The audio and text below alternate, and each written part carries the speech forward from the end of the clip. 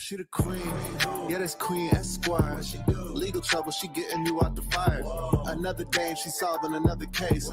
Cause she litigate with dignity and grace. She the queen, yeah, that's Queen Esquire.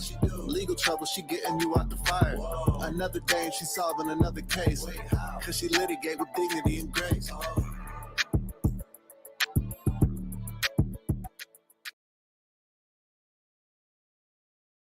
Hello, litigators and opinionators.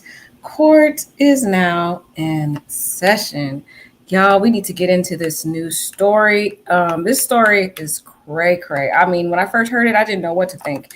There's a lot of layers we have to unravel in this one to really understand what led this woman here with this kind of, red kind of wig here to lose her natural mind, y'all, and go out and stab here her manager, 38-year-old Jennifer Harris, to death. And the interesting part, she stabbed her 15 times in the face.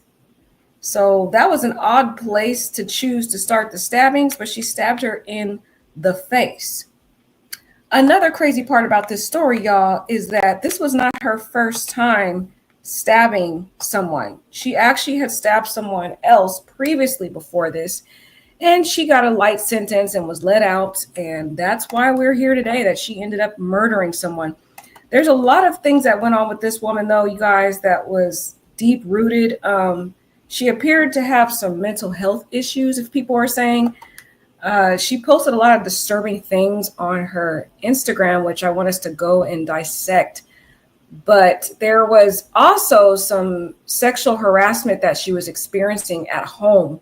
So you see, she had living issues, and she was living with a man. I don't know if she was living with him or he was her neighbor, but the man would do different favors for her. He would send her DoorDashes and food, whatever she needed it, and doing all these different favors for her. And you know how some men are. He thought that she owed him, basically. He has some disability issues, too, that she helped him with, and she would give him money. But he was under the impression, oh, I'm letting you live with me. I'm giving you my resources. I'm giving you food. I'm sending you DoorDashes. You need to give me sex. So the girl was on her Instagram talking about it, y'all. She was acting crazy. She started screaming, telling the man to leave her alone. So she was going through a lot of issues. But I feel like she tried to blame her manager, saying her manager was bullying her and sending her home. But when we go into her Instagram, y'all, she was at work on, social media. She would put her phone and videotape herself and be talking to her social line, on media. Online, y'all. And I'm like, no wonder you were being sent home, ma'am. You're sitting here, you're doing TikToks or whatever, Instagram videos while you're at work. Okay. And their manager caught you doing it, allegedly. And that's why she sent you home.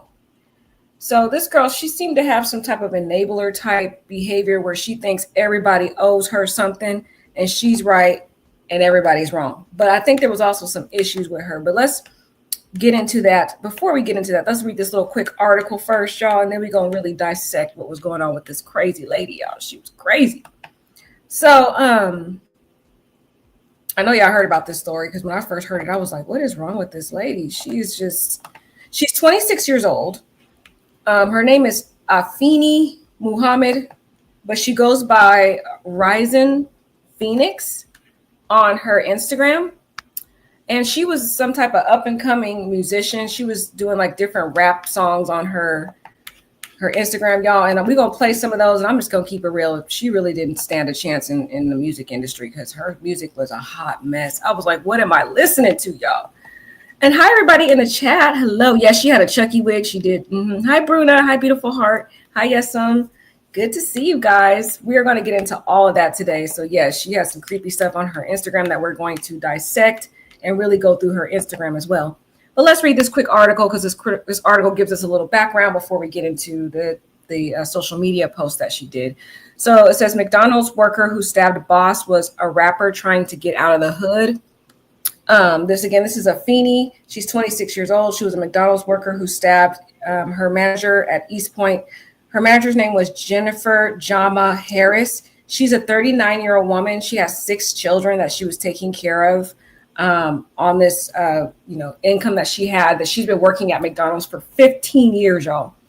15 years.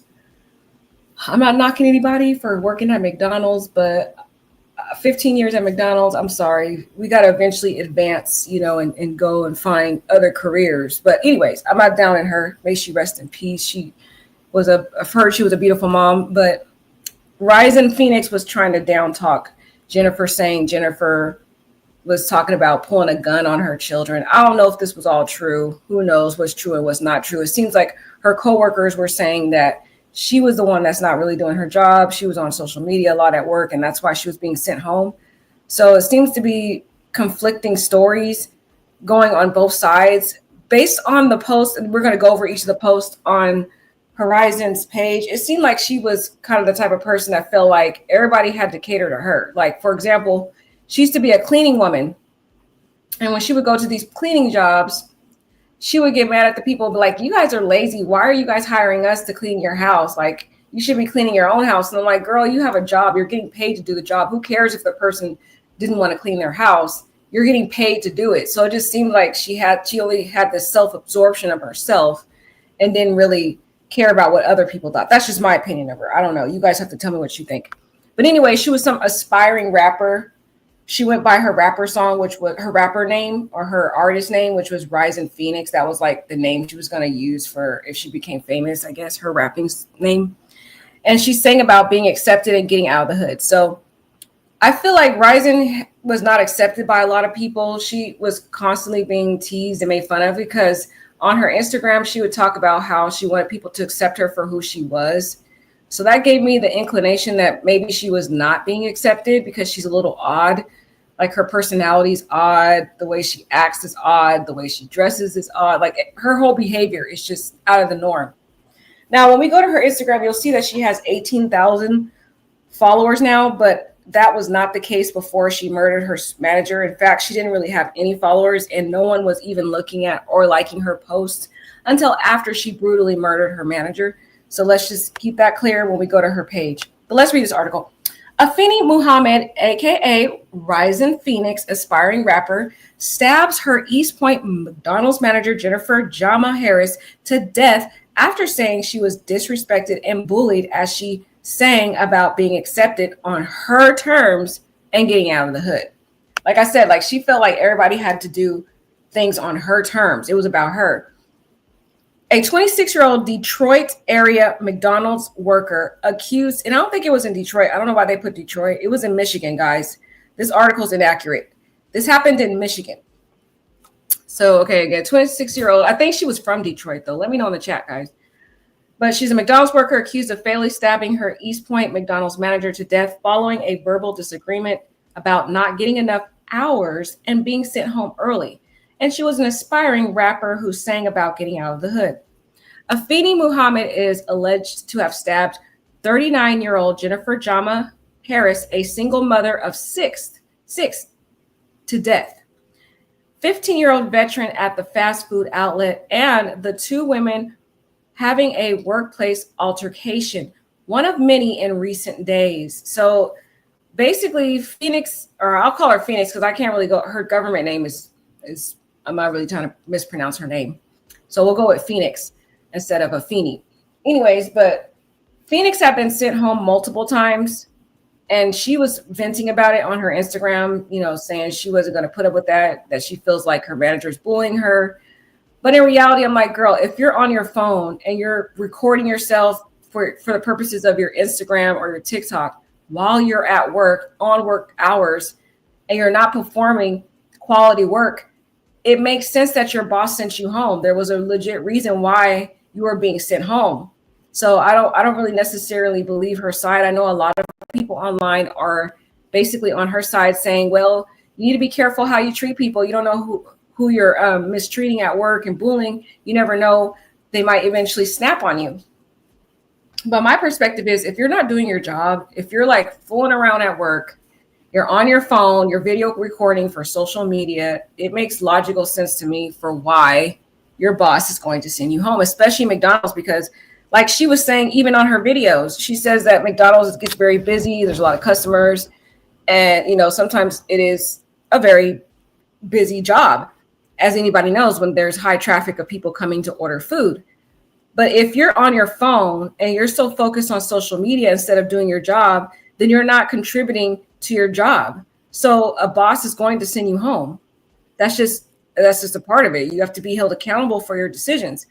But in my opinion, I feel like Afeni was just all about herself, and like she felt like the world had to evolve around her. I'm not saying she wasn't going through some things, because of course she was going through some disturbing experiences with her roommate at home, but that doesn't give you an excuse to go and take it out on people at work. And not to mention, this woman had prior history of stabbing people before, or stabbing another person, before. So anyways, back to the article. So this whole thing had happened. It was building up in recent days, and it escalated to her feeling like she was being disrespected and bullied. And so she returned moments after being sent home, and yet again, and she slashed her boss to death, and she slashed her 15 times in the face. And there is a video floating around. I'm not really trying to play that video. It's disturbing and it's very sad, actually. So, but anyways, let's play this little clip of her venting. This is one of her Instagram videos. And again, we're going to go to her Instagram because you guys know how I like to dissect things. I like to go into finding out what really happened in these tragedies.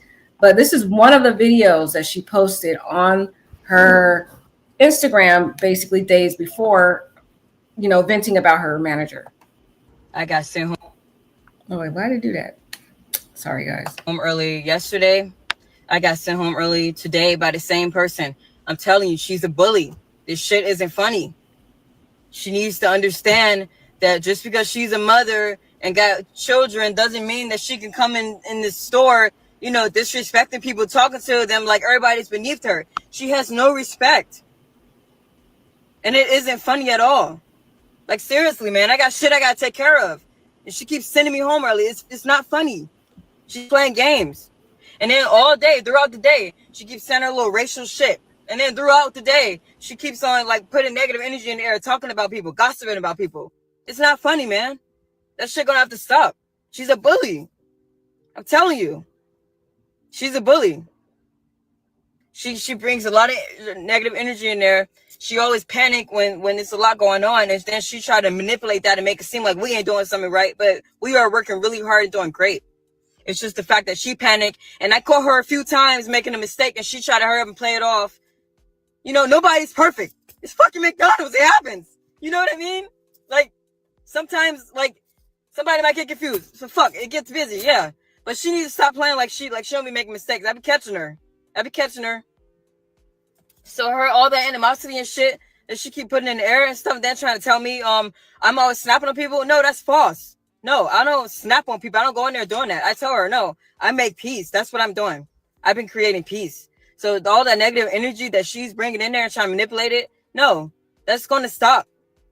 All that negative shit she's saying about, her personal life, all of that. No, she's bringing all of that in there. And then playing games saying she want to take her belt off and beat somebody. Y'all act like my kids in here. No, we ain't your kids.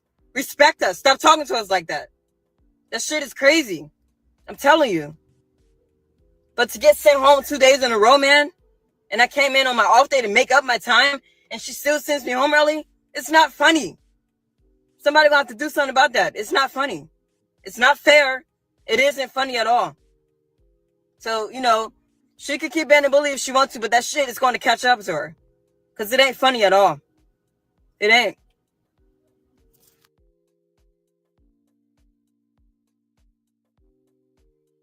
I don't like how that article cut off the video. So I want to go to her Instagram real quick so we can see the full video there, because it kind of cut off her. So here's her Instagram. You can see I don't know why y'all do this, but y'all need to stop doing this. Because this is why people do what they do. So she did not originally have this many followers, y'all. She was like barely even having, a few followers, basically. After she didn't murder her manager, these people went and followed this girl and got her up to 18.1 thousand. That's a shame. All right.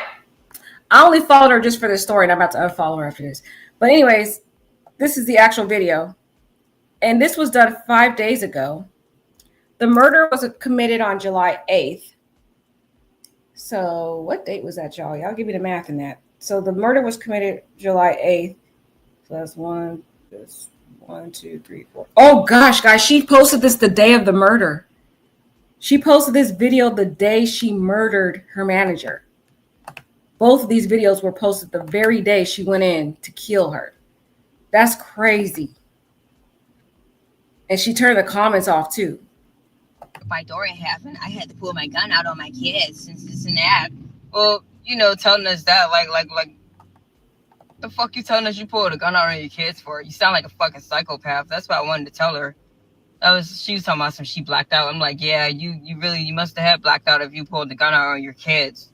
Like, I'm like, what the fuck you telling me this for? Like, then she's like trying to make it seem like that she big dog or some shit. Give a fuck about you telling me about you pulling the gun out on a kid. I don't fucking like that shit doesn't scare me.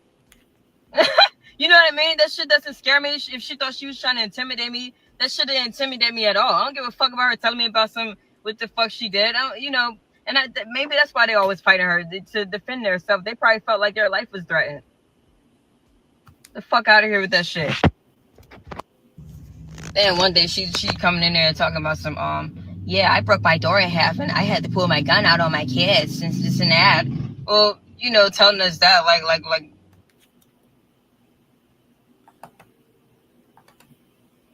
Okay, so clearly she doesn't like her boss because her boss is at the job, venting about what's going on at home in the household. But that still doesn't give her an excuse to murder her boss.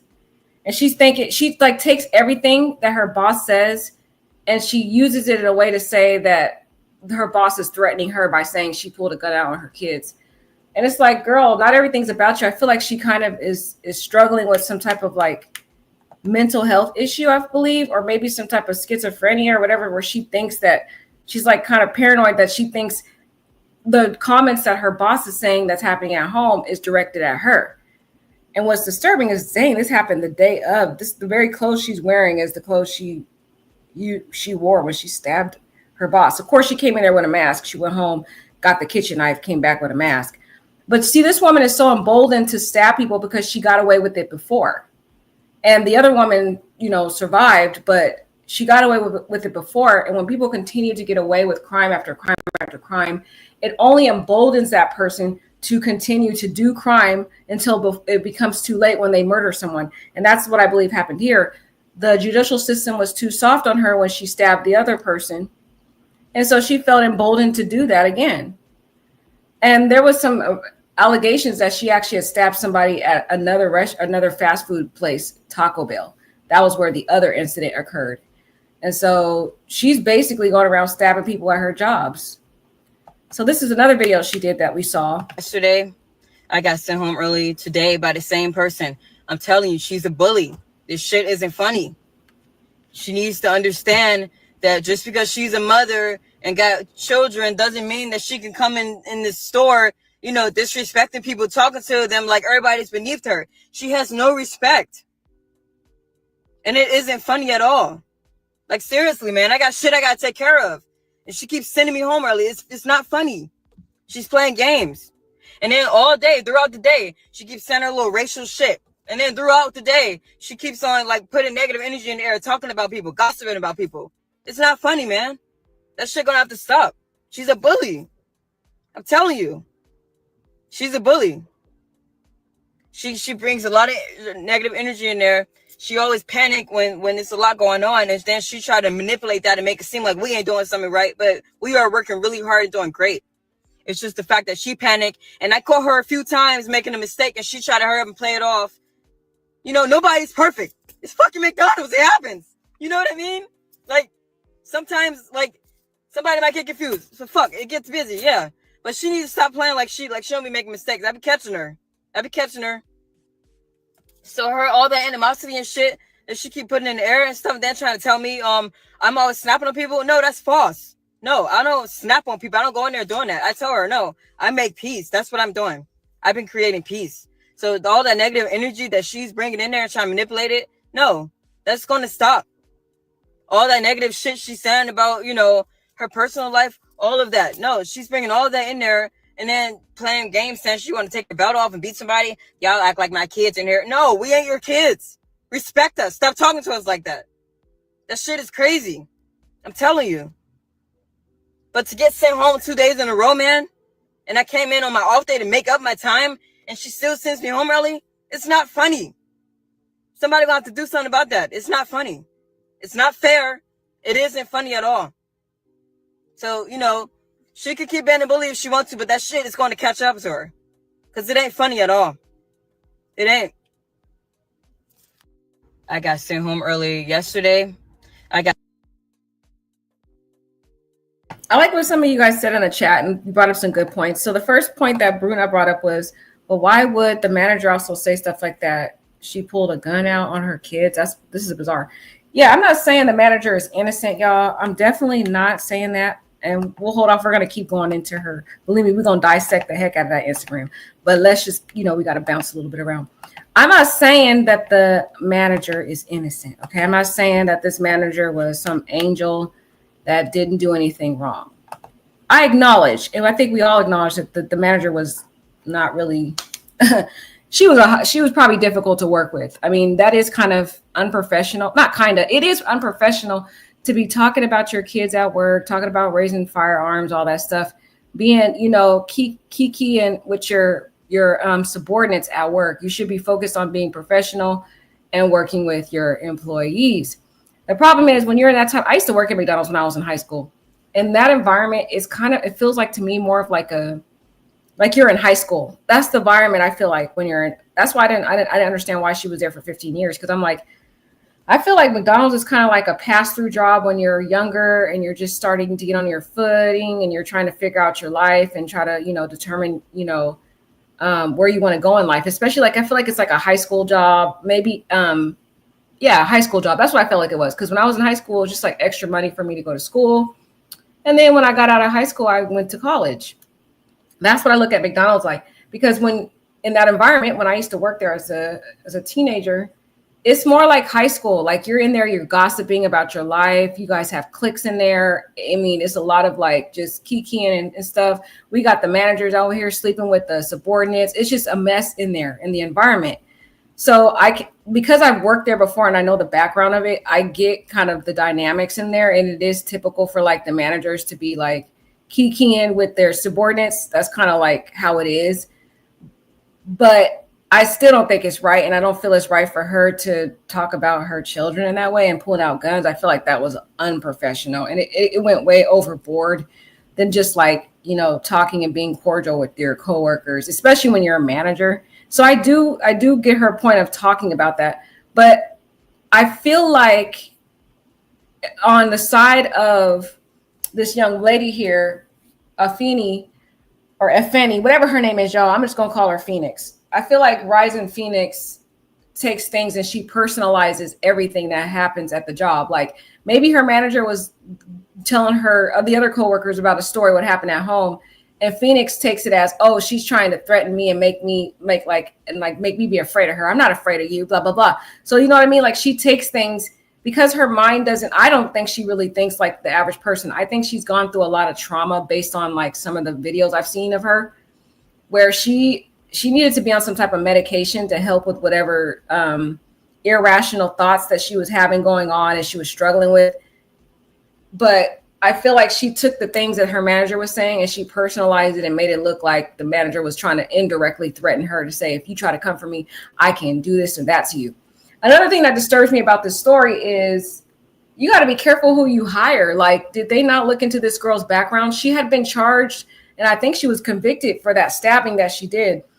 I don't understand why they hired her with that background of stabbing someone else before. That to me is just crazy to me that they did not look into her criminal background before they hired her. That's a normal process when you hire an employee. You have to check their criminal background. So I find it disturbing that they even hired her in the first place. I feel that McDonald's is also contributorily negligent in this situation by hiring a person who has a criminal violent background of stabbing someone else. So I feel like both sides have issues in this that can take accountability. Now, we're still reading this article, but continuing into the article, they said that Afeni Muhammad, aka Rising Phoenix, shares the video frustrations with her boss. A day before slaying her boss, she had taken to social media to express her rage at being sent home earlier 2 days in a row. Thursday morning, when the slaying took place, would make it the third day in a row that she was sent home early. So she was sent home 3 days in a row, y'all. So it kind of like was a boiling point for her in her mind. Explains Muhammad, I got sent home earlier yesterday. I got sent home early today by the same person. I'm telling you, she's a bully. This shit isn't funny. And we already kind of went over her video. So like they're just kind of narrating what she said in the video that we just watched. So I'll let you guys read that part of it because I'm not really going to keep repeating the same thing. So this is what she basically said. She thinks that her boss doesn't have respect for her. The irony, perhaps, is both women on their own way were trying to find a way to get out of, their struggling situation. I don't like how they said get out the ghetto. I feel like it's like a struggling background that they were dealing with. I feel like Ryzen was trying to, get out of her circumstances so she could be some type of well-known rapper and artist. And the mother of 6 was just trying to survive. That's what I feel like. And beyond a minimum wage living, Harris, at the time of her slaying, was a single mom supporting 6 children on her fast food worker salary. And based on some of the searches, managers at McDonald's, they start out at least like 54,000. And they could, if they keep working at McDonald's as a manager, they can eventually get up to 71,000 and then up to 100. So they can make a pretty decent living there. I don't know what stage Jennifer was in, whether she was just starting out as a manager or whether she was, more advanced in that she was receiving 71,000 or more. But you can make a pretty good, decent living if you're a manager. Not so much if you're a subordinate like Muhammad was. And she wanted to become a rapper.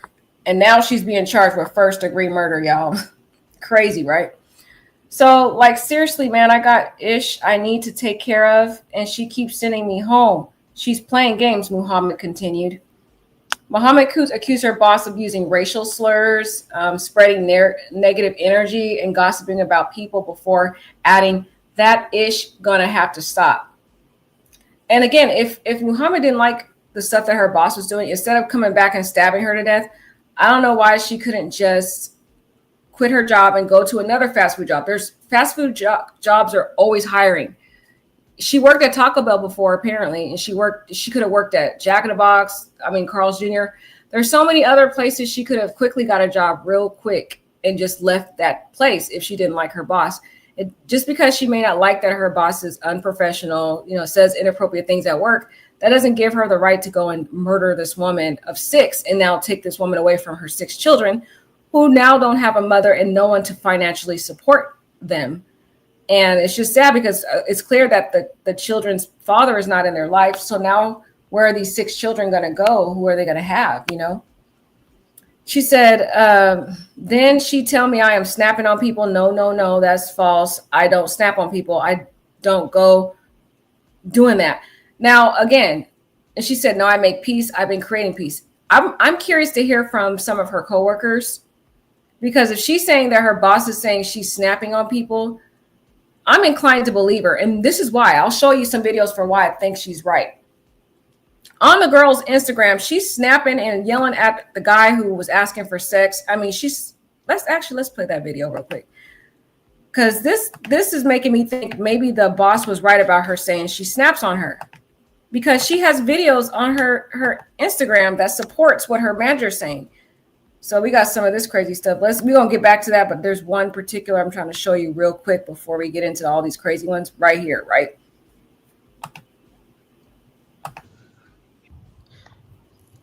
I'm just sitting at this park right now. I wanted to I had to talk to my neighbor Wayne again and like clear up everything with him, because how I said how like he's always like he always like look at me a certain way or something, and I told him that like I don't want to have sex. I told him that. So it's like, sometimes he would give me something to eat or something if I didn't make anyone on Instacart. I get that, but I told him like I don't want him thinking that that I owe him that just because he do that for me sometimes. I want him to think that I owe him sex. So now, like, after I told him that, it's like he's been crying and crying and telling me he think I use him, dismissing everything that I do for him and did for him, dismissing the fact that he had this condition that he'd been going through for a long time and nobody can help him but me. I helped him get through it. And I cook, and I don't have a lot of money, but I still make money at work, but I don't have a car right now. I'm still working to get in a car. And he feels like I owe him sex. And now he's mad and crying and trying to make me feel guilty. I need to just calm down. I'm gonna be okay. But I should have known. I'm playing my peaceful music so I don't have to listen to you doing this, and you're interrupting my music, calling my phone. Please leave me alone. You told me you never ignore me. Stop fucking with me! Leave me alone! Please! Please leave me alone! I don't want to have sex with you! I don't want to have sex! So stop! I already talked to myself! I don't want to have sex with you! Okay! Okay! Thank you!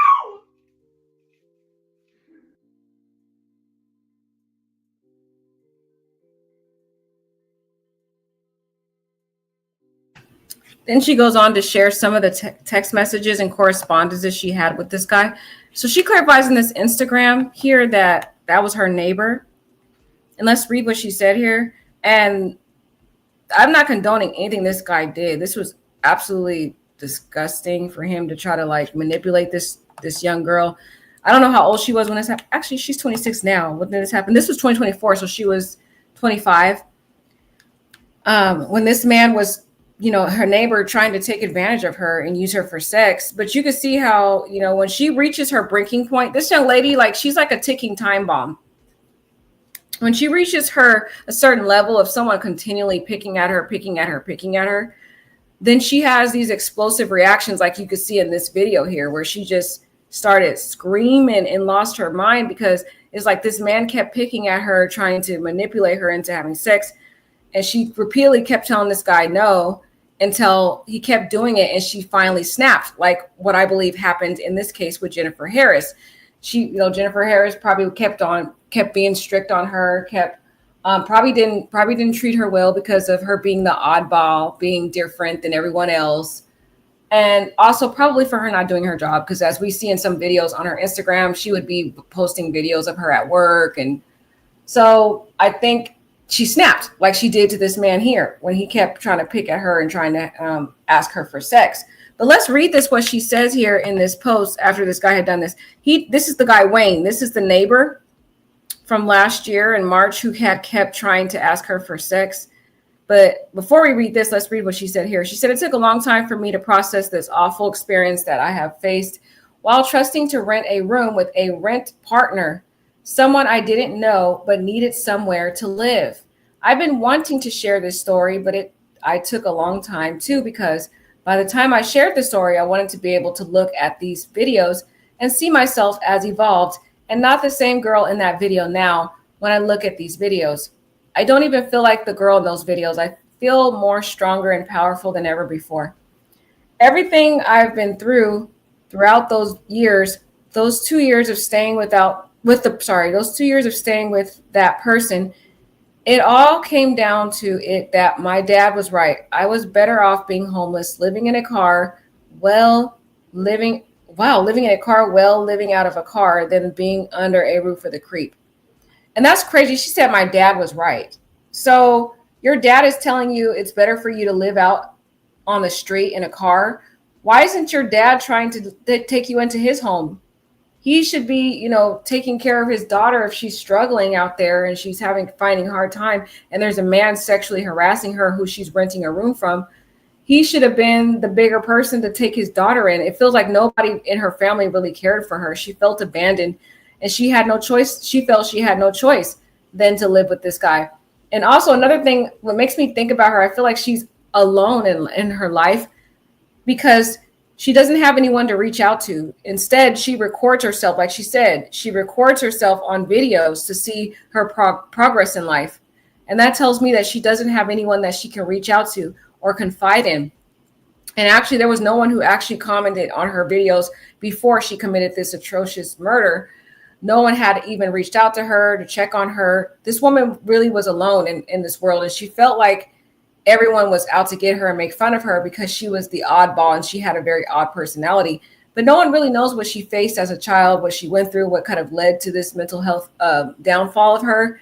She might have, and this type of girl seems like, as you can see in the video, she keeps dealing with certain things and it gets too unbearable at a certain point where she literally will snap because she gets so tired of it and she holds it in for so long and she has no one to speak to. She doesn't have a therapist. She doesn't have a friend. Family members don't seem to really care for her. You can see the dad's telling her she should live out street homeless. Like, come on, like, why aren't you taking her into your house if you can see she's struggling with this man who is trying to take advantage of your daughter? Like, this is crazy to me. It makes me think that this young lady literally had no one in her life that she could confide in. And so she confided in her social media and on videos that she would record herself and at home and examine herself and use it as a way for her to try to let out the pain that she was dealing with. And so she used her Instagram, not necessarily to get attention. She did it for herself. All these videos of her is for herself, to see how her progress, to see her work, to see who she is. It's not even really necessarily to garner attention from others because really people weren't even really there for her or even cared for her. But if you can see these text messages, this was something she's kind of showing what progressed to it. So she said, how can I be positive when everything negative coming at me from all directions? You see this? So this young lady in her mid-20s is experiencing all this negativity that's coming at her. And it's like she can't seem to catch a break. This is a young lady that literally snapped. This person says, hey, or this is Wayne. He says, hey, you're going to have to wait a minute trying to get money to send you. Actually, no, I think this is the other way around. Sorry, flip that, guys. Strike what I just said. This is Wayne. Yeah, this is Wayne and this is her. Okay, sorry about that. So he says, how can I be positive when everything negative is coming at me from all directions? She says, hey, you're going to have to wait a minute trying to get money to send you. Then he says, I'm not even near motel. She says, don't keep making it seem like I'm the reason your job fired you because I'm the one helping you. Stop trying to make me feel like I'm supposed to be the blame for that because that's out of my hands. I'm unsure what took place while you worked there. I haven't even ate today yet. And then he said, then she says, so while I'm trying to figure his shit out, stop hitting my phone. He says, Wayne says, I'm not blaming you for my job loss. Only people to blame is me. And then Ryzen says, but you don't even know what you did. At least that's what you told me. And then Wayne says, found out today, and then I bumped into someone. I accidentally touched them with my hand, and the person was uncomfortable when that happened, and she was a minor, which made it worse. Been crying all day, also searching for another job. She said, touched her where? And he said her waist. See, this guy's a freaking creep. He's like a pervert. He's been sexually harassing a lot of people, not just Phoenix, but he was sexually harassing women at his job, touching them on the waist. And he tries to manipulate Phoenix and make her think it was an accident.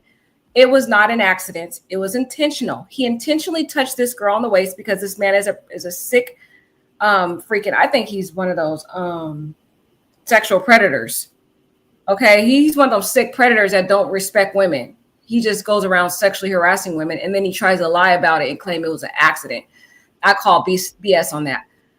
Here's what Phoenix says that makes me think that that man is full of shit. Okay. She says, you got to really be mindful of things like that when you're working around people in small areas. I was uncomfortable when you touched my behind one time at the house. I felt obligated and forced to show you my bare body because you kept giving me money and looking at me in a dirty way. You see this, guys? This man was trying to give her like Instacart and food and stuff like that and all these things, and then guilt trip her into showing her naked body to him and give him sex and all these things because he's giving her money. And so he manipulates her and says, well, I gave you this money. You owe me this. He's a predator. The guy is a sick man.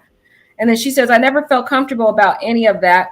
It was causing me depression and I felt trapped, especially when you kept telling me that you wanted to have sex with me. I felt like I was trapped and I knew eventually I wouldn't be trapped anymore. To this day, I still feel uncomfortable about it.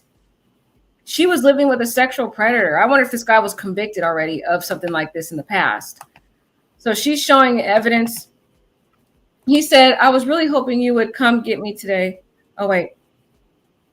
And then he said, I'm just a person whose intentions are good, but all I am is misunderstood. Boy, bye. So look at this is crazy. They're both misunderstood people. So she feels misunderstood by people at her job, people in society, everyone. Literally, she's isolated, right? He claims he's manipulating this girl because he knows that she's a misunderstood person. She probably confided in him when she was living with him, telling him how she feels left out, bullied, misunderstood because she's an odd person. And so he manipulates her, right? And he tries to use her words and say that he feels misunderstood. He's manipulating her. He knows good and well what he's doing. He knows that he's sexually harassing this woman. He knows that he sexually harasses people at work and he gets fired for it. He's just a sick person, right? And so he manipulated this girl by using her words to basically say, oh, I'm misunderstood, to garner empathy from her, right? He's manipulating her because he knows she's younger than him probably and gullible. And she has probably told him her past struggles that she's dealt with. And she said, I owe you nothing else because I've been paid you back for the check you loaned me. So look at this. He's giving her money and probably asking her for sex as a way to repay him, right? This is sick. However, I'll still help you for now, but you have to wait until the money you get on my card. But I want you to understand, I don't owe you anything. This is coming from genuinely of me. He says, I was always genuine and everything was out of love, not want that is the truth. Boy, bye. He lying. He's straight up lying. And then she says, trying to force someone to have sex with you, even when they repeatedly told you they don't want to have sex with, I think she probably said with you. Okay, so I think this is all like the same stuff. Yeah, they don't want to have sex with you isn't genuine. I will talk to you later when I'm able to send the money to you. So this is what she was dealing with, guys. She posted this June 19th, y'all. Okay, so she experienced this last year. The date she put was March 12th, 2024, but she just posted this last month, June 19th, right? Over a year after she had gone through this with this man. So that tells me this girl has been being victimized and her whole family had abandoned this girl. So it's actually really sad what she has been going with. I feel like she felt trapped in her mind, like trapped in the struggles and the things in her mind. And she felt like she had no one who really understood her. Probably even her coworkers didn't like her. I really wish that they could have a coworker come out and talk about what they've experienced with her. Because we only hear her side of it and we don't really know what the other coworkers felt, what they were experiencing with this woman. So let's get back to the article. Police say Mohammed told Harris, I'll be back before she went to her car and retrieved a kitchen knife. Wow. Back this up and stabbed Harris multiple times with the manager pronounced dead shortly after being taken to the hospital. And she didn't just stab her anywhere, y'all. She stabbed her in the face. You have to ask yourself, why did she stab her in the face? Was this more than just like bullying? Was she secretly jealous of the beauty that Jennifer had as well? Because I'm like, why the face? First of all, she shouldn't have stabbed her in the first place. But you have to, the location was odd to me when I first heard that she stabbed her in the face. Usually people stab you in the face for certain reasons. Number one, it could be jealousy because they're jealous of your looks. Number two, jealousy again. The man is jealous of his woman because she's beautiful and she's attracting all these men. And so he stabs her in the face and say, well, you're never going to get another man without me again. If I can't have you, no one can. And I'm going to make sure they won't want you because I'm going to make your face unattractive. Or if they're trying to take you out, they'll go for the part that they feel jealous of the most. And it just felt to me disturbing that she chose to stab this woman multiple times in the face. Now, let's look at this video that she posted on YouTube, because she also had a YouTube as well. She was really trying to become famous, y'all. But listen to the words in this video. Yeah, tell them what's in your head right now. Hey, yo. Yeah, this song is pretty sure it's dedicated to all of you. If anyone's trying to stop you from being who you want to be, I'm letting you know, straight up, be yourself and don't give a fuck what nobody think. We all are unique in our own way, so be yourself and don't care about what anyone else think. Period. Sing along. Accept me for who I am. Accept me for who I am. Accept me for who I am. I don't even gotta pretend. Accept me for who I am. Accept me for who I am. Accept me for who I am. I don't even gotta pretend. I'm done playing these damn games. I'm done playing these damn games. I'm done playing these damn games. You ought to be ashamed. I'm done playing these damn games. I'm done playing these damn games. I'm done playing these damn games. You ought to be ashamed. Life is what you make it. You got the opportunity of adventures, take it. I'm not gonna sit here waiting when the time is currently pacing. I got stuff to do in my life. Benefits for you that spread the light. If I'm supposed to be free, don't I deliberately got the right? Why do I gotta go to hell? How am I polytheistic? I got endless answer questions that are so realistic. I'm only enjoying the good things in this world. Ain't that what the book said? If you don't understand what I'm saying, put your hand on your heart and nod your head.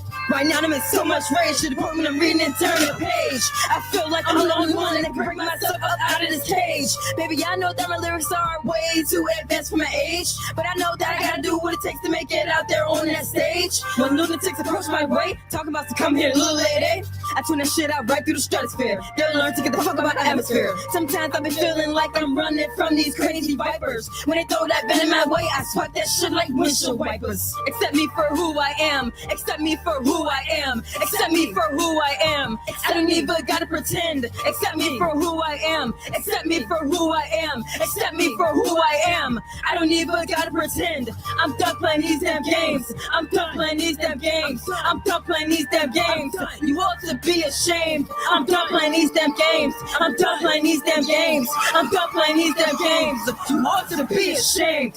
Maybe my perception wasn't quite perceived. Tell me now how not to grieve. Tell me why it was so easy for you to leave, like nothing ever mattered.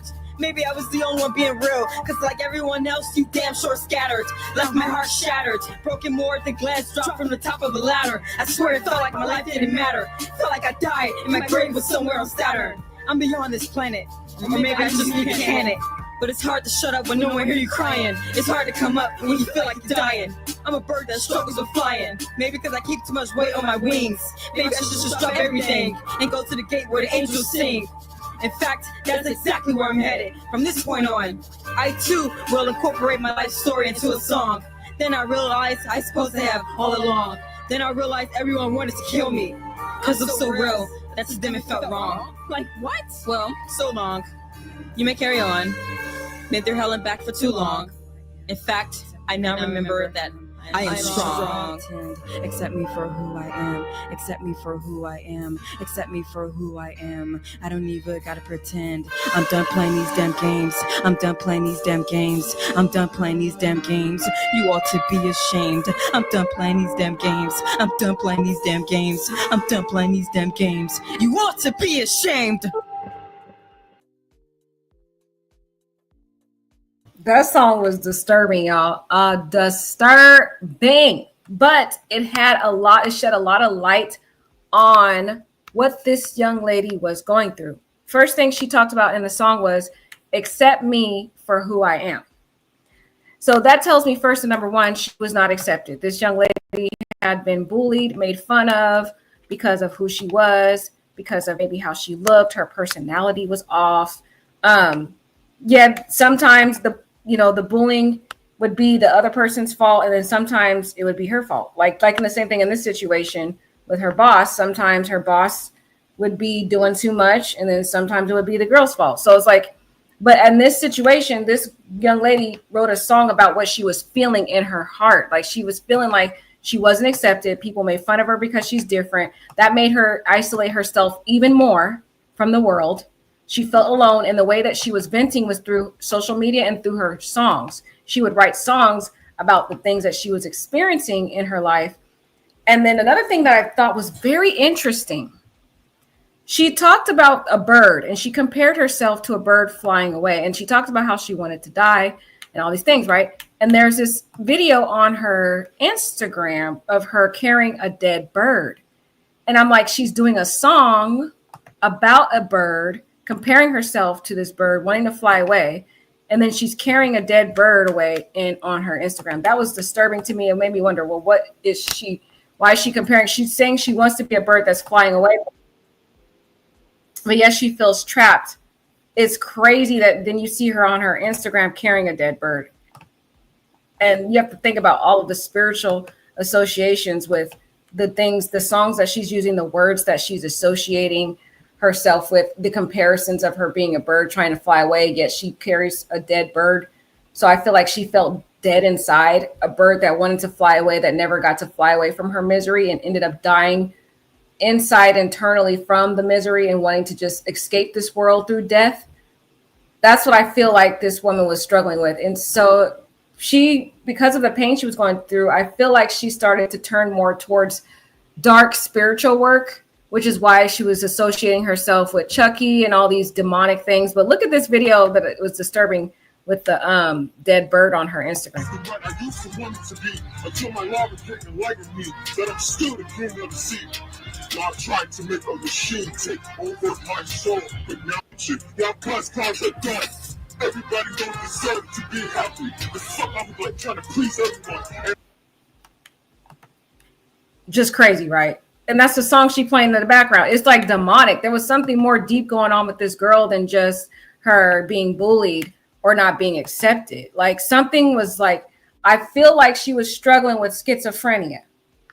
That's what I feel like. She was having like disassociation, antisocial type experiences that was never medically treated based on some of the stuff that we're going to see on this Instagram.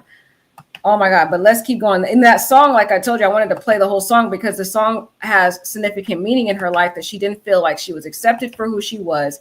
She felt like people were bullying her, and all she ever wanted was just for people just to accept her for who she is, accept her for her differences, her uniquenesses. And she just wasn't able to get that. Either people wanted to take advantage of her, they used her pain against her to manipulate her, like the man that she was renting the house from, or people that just was bullying her. Maybe even the manager thought she was weird. And, because she thought she was weird, maybe she was mistreating her because of that odd type of personality she had. There could be so much more deep rooted into this.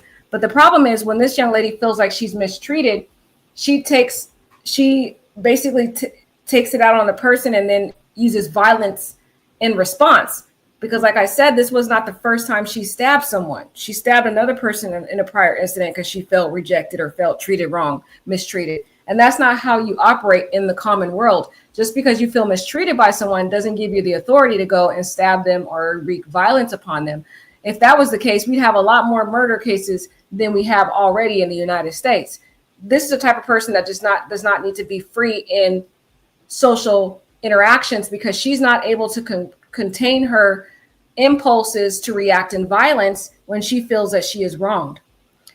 So this song it was talking about, again, of saying, accept me for who I am. Prosecutors said Muhammad is an aspiring rapper going by the name Rising Phoenix online, in which she sang about her struggles and life in the hood as a female. Muhammad had recently released a song prophetically titled Accept Me for Who I Am, about a woman trying to make it in the hood on her terms. Notice that key word, on her terms. She doesn't understand that in a social interaction, it's a give and take situation. It's not just about you and about what you want, but it's also about the other person. But she feels like it should be, people should accept her on her terms the way she wants, without trying to have that give and take compromise that is required for any type of social interaction, no matter whether it's at a job, whether it's a living situation, whether it's at the grocery store. No matter where you are, there is a give and take in that social interaction. But that song that we just played right now, she sings in a part that she says, this song is dedicated to all of you. You ain't stopping me from being who I want to be. Look at how it says all of you. So this has significance. Basically, she's dedicating this to society in its entirety, because she feels like she has been rejected from society as a whole. That society doesn't accept people who are different, people who are odd, people who have those unique type personalities. In turn, they will reject a person who is odd. So she is basically speaking to everyone in society who she feels rejects people who are like herself, who are different. These words, like I said, this is her message that she was trying. It was like her internal diary, and she was utilizing music as an outlet to communicate her struggles of being rejected and bullied by the world. So she said, you ain't stopping me from being what I want to be. I am letting you know, be straight up, be yourself.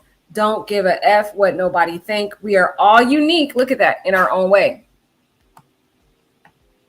Be yourself. Don't care what anyone else thinks.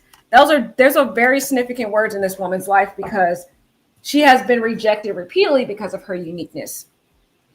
All the jobs that she's dealt with, the people she's dealt with. So like I said, she's felt alone and isolated in this world. She really hasn't really had anyone that has accepted her. So she feels alone. This woman goes home alone, all alone. And that's why she uses social media, because that's like, she feels like social media is her friend, is her outlet. Because without social media, she has no one to turn to. And that is how she's been able to cope so far before she murdered her manager, is she has used music and social media as a diary, as a way to communicate her struggles, in a way to help her release the pain. But as you can see, it wasn't enough, because she had no one there in the physical realm who really cared about her. So reflected one commentator, they said, this is a perfect example of manifestation magic. Our words are powerful, and when we use them in sequences or repetition, we create an energetic field around us. She sang herself into our current situation, which is true. Words are very prophetic, and we've seen in many of these sad stories where people have spoke out words and it eventually came to them. Another person commented that the signs were definitely there. Reflected another, accept me for who I am. I'm done playing these damn games. I can relate. This could have been a banger. Somebody said that in the comments, basically. They said, after that, perhaps is the real tragedy. Muhammad, with the right coaching, management, and social media, could have been a rising star, or at least a young aspirational talent to watch out for. But with that being said, even if she had a talent, which I don't really like her music, I'm just going to be real. We're going to play some of her other songs. Y'all let me know if you like it. But anyway, I don't really think, even if she was given an opportunity to succeed, I feel like the mental illness that she was dealing with would have impacted all of her relationships. Because again, she has this internal self-absorption that she feels like everyone has to do things on her terms, She doesn't understand the important dynamics of a social interaction or relationship with another person, that it's a give and take situation. And you have to also think about the feelings of other people. She doesn't understand that. She doesn't understand social cues, which I believe is associated with a mental illness that was never treated or diagnosed. And I also feel like this is a defense that maybe her attorney is going to bring forward in her trial, to say that she was struggling with an undiagnosed mental illness that was not treated. And they might even try to raise an insanity defense on her behalf. Whether or not it's a strong defense, who knows? But I do feel that's what the defense attorney is going to do, because the defense attorney is already doing that in court. The defense attorney, when they appeared in court, already is saying that she struggled with, some trauma at home and things that she was experiencing with that man and other experiences. So I feel like he's going to go down the route of a mental illness type defense.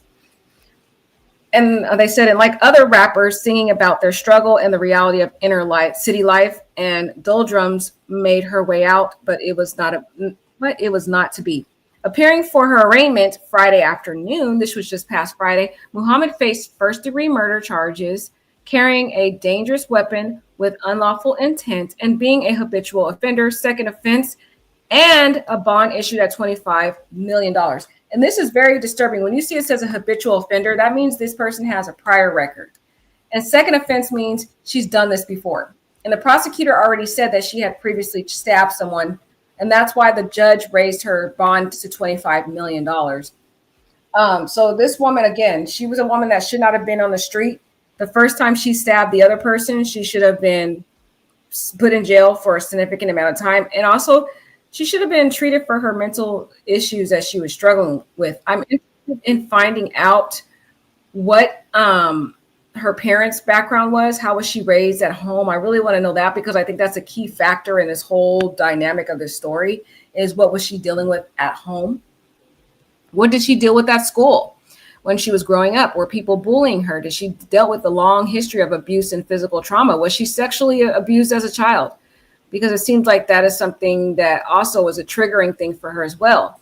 So I think there's so much more to this story than her just stabbing her manager.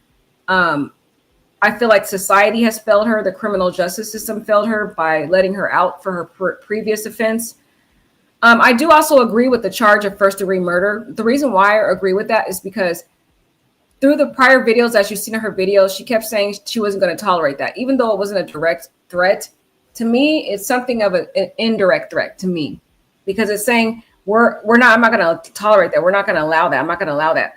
That to me was an indirect threat. The second reason why I think it could be first degree is because she had a knife in her car. She brought that knife to work and had it in her car because, in my opinion, this woman planned this attack, that if she sent her home for the third time, she was going to unalive her. That's what I feel. And then the third reason why I think it could possibly be first degree murder is because she stabbed this woman in the face in an area where it's close to her brain area that could immediately cause damage to her significantly. And the number of times she stabbed this woman, 15 times. So again, all those different factors you put together, it to me makes me think that this woman premeditated this. And it only takes a matter of seconds to premeditate as it relates to that element in proving this case. The prosecutor just has to show that she only, contemplated this first degree murder within seconds. It doesn't have to be some well thought out, planned murder. It could be a matter of just quick seconds of thinking, I'm going to kill this person. But the most disturbing, damning fact for me is the fact that she had the knife in her car, and it was a kitchen knife. So most people don't drive around with a kitchen knife in their car ready to go. That was, to me, premeditated, that she was planning to do this if this woman had sent her home again, and she had been posting many videos on her Instagram to that effect, saying, venting about this woman mistreating her. And now the victim leaves behind 6 children, 6 young lives that will now grow up without a parent. Now grow up without a parent. This isn't just a statistic. This is a family shattered, a future forever altered. And that was from Macomb County Prosecutor Peter Lucido. The children's father is incarcerated, with the tragic stabbing leaving Harris's 6 children without a parent. So yes, Jennifer Harris's baby's father is incarcerated. So he's not getting out anytime soon. So they don't have any parents at all. And if convicted, Afeni Muhammad faces life in prison, where I think she belongs at this point, because the girl is she's not able to function in society. And it's sad that she wasn't able to get the mental health that she was able to get. I do feel like her attorney is going to really advocate for some type of insanity defense and say that she has mental health issues and she needs to be treated. I do feel like the attorney is going to ask for her to be diagnosed and be evaluated by one of those physicians to see what her mental illness is. But let's hear from the family, that's the children of the deceased, and then we'll go into dissecting some of the videos that we've seen on her Instagram, because she has a lot of disturbing Instagram. Right, Bruna, girl, I agree with you. I don't know this talent either. I saw them videos that we're going to go through on her Instagram. It was a hot mess. I didn't see one song that I liked. Okay. And like Island Girl says, I 100% agree with Island Girl that she was going to eventually snap. The facts are all there on her Instagram to see that this woman was a ticking time bomb. But let's hear from the news that talks about the story, and we're also going to hear from one of her 6 children. It's so sad. killed in a workplace stabbing. My mama died trying to take care of us. A McDonald's manager killed in the middle of the morning rush, and police say it was another employee who did it. Jennifer Harris was working her shift this morning when she sent an employee home early. Thank you so much for joining us. I'm Kimberly Gill. And I'm Ty Steele. Police say that employee left and then came back and killed her with a knife. This happened at the McDonald's on 9 Mile West, west of Kelly and East Point. Noelle Frio is live with the details. Noelle, we hear a Good Samaritan stepped in and tried and stop this. Yeah, that's right. Police say that stabbing happened near this drive-through window behind me. And they say a customer who was in the drive-through stepped in and stopped the suspect from fleeing the scene before police arrived. We've now learned that the victim was a mother of 6. Employees described the terrifying moments inside a McDonald's after a worker attacked a manager with a knife. Police say the employee had been in an argument with the manager that ended with her being sent home. She left for 5 minutes. She came back with a mask on her face. And the only thing I seen was her hands. That's how I knew it was her. Family of the victim identified her as 39-year-old Jennifer Harris. She was stabbed multiple times before a customer in the drive-through line intervened, holding the employee at gunpoint until officers arrived. He had her sitting down there about in the parking lot next to a vehicle, and he had the gun pointed at her. That's when police and all them rolled up. He did the right thing. He showed, so to speak, heroism, and we really appreciate his assistance because, like I said, otherwise we would have a dangerous criminal right now in public, and we would be looking for her, but who knows what else she was gonna do. Family of Harris described her as selfless, a hard worker who worked to provide for her 6 children as a single mother. She was the best mom anybody could ever ask for. My mama, she woke up every day and went to work for us. My mama died trying to take care of us. Her children. Man, that was so sad because did you see that daughter in pain? That just sucked my heart. I just tore my heart up, guys. It tore my heart up hearing this poor girl cry like that. And it just makes me also question the validity of what Afeni said in her video. Afeni claims that Jennifer Harris was out here threatening her kids with guns and all that. And she said, that's probably why your kids are acting up because of how you're mistreating them. But if the mother was so bad, why do you see this sad video of this daughter crying in complete agony and pain from losing her mother? That just makes me question the validity of what Afeni was saying.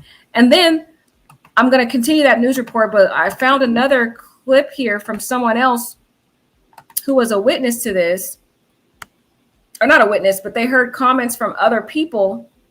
And they said here, first of all, they said, going on a bit of a rant. It's really bugging me that I have to get it off my chest. Jennifer Harris, the mother of 6, was murdered by Afeni Badu Muhammad on Thursday.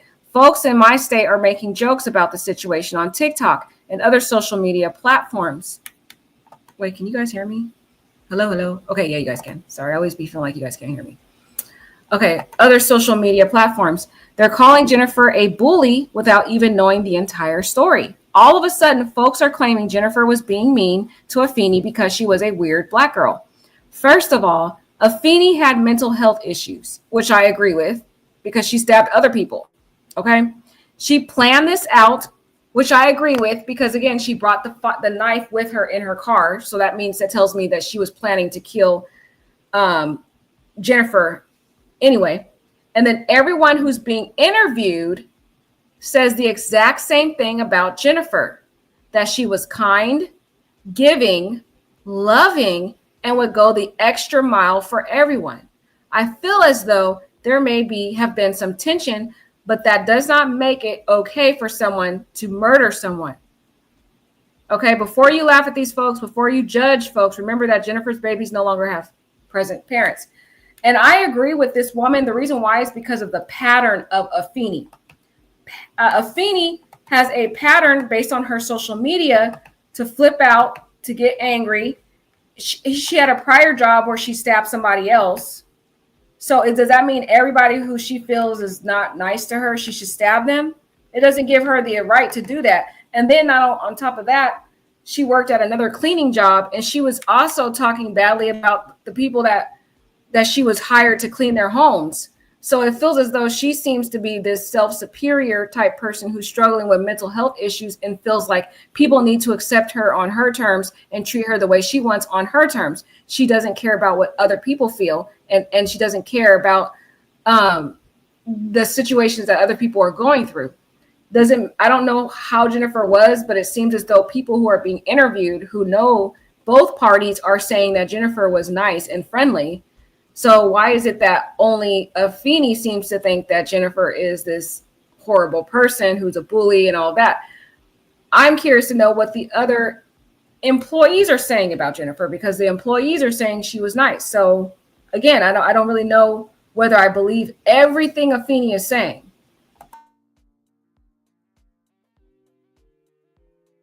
Now in shock at how such senseless violence could have ended their mother's life. A hard-working woman, so kind. If anybody needed help, she would give you her last, give you the shirt off her back.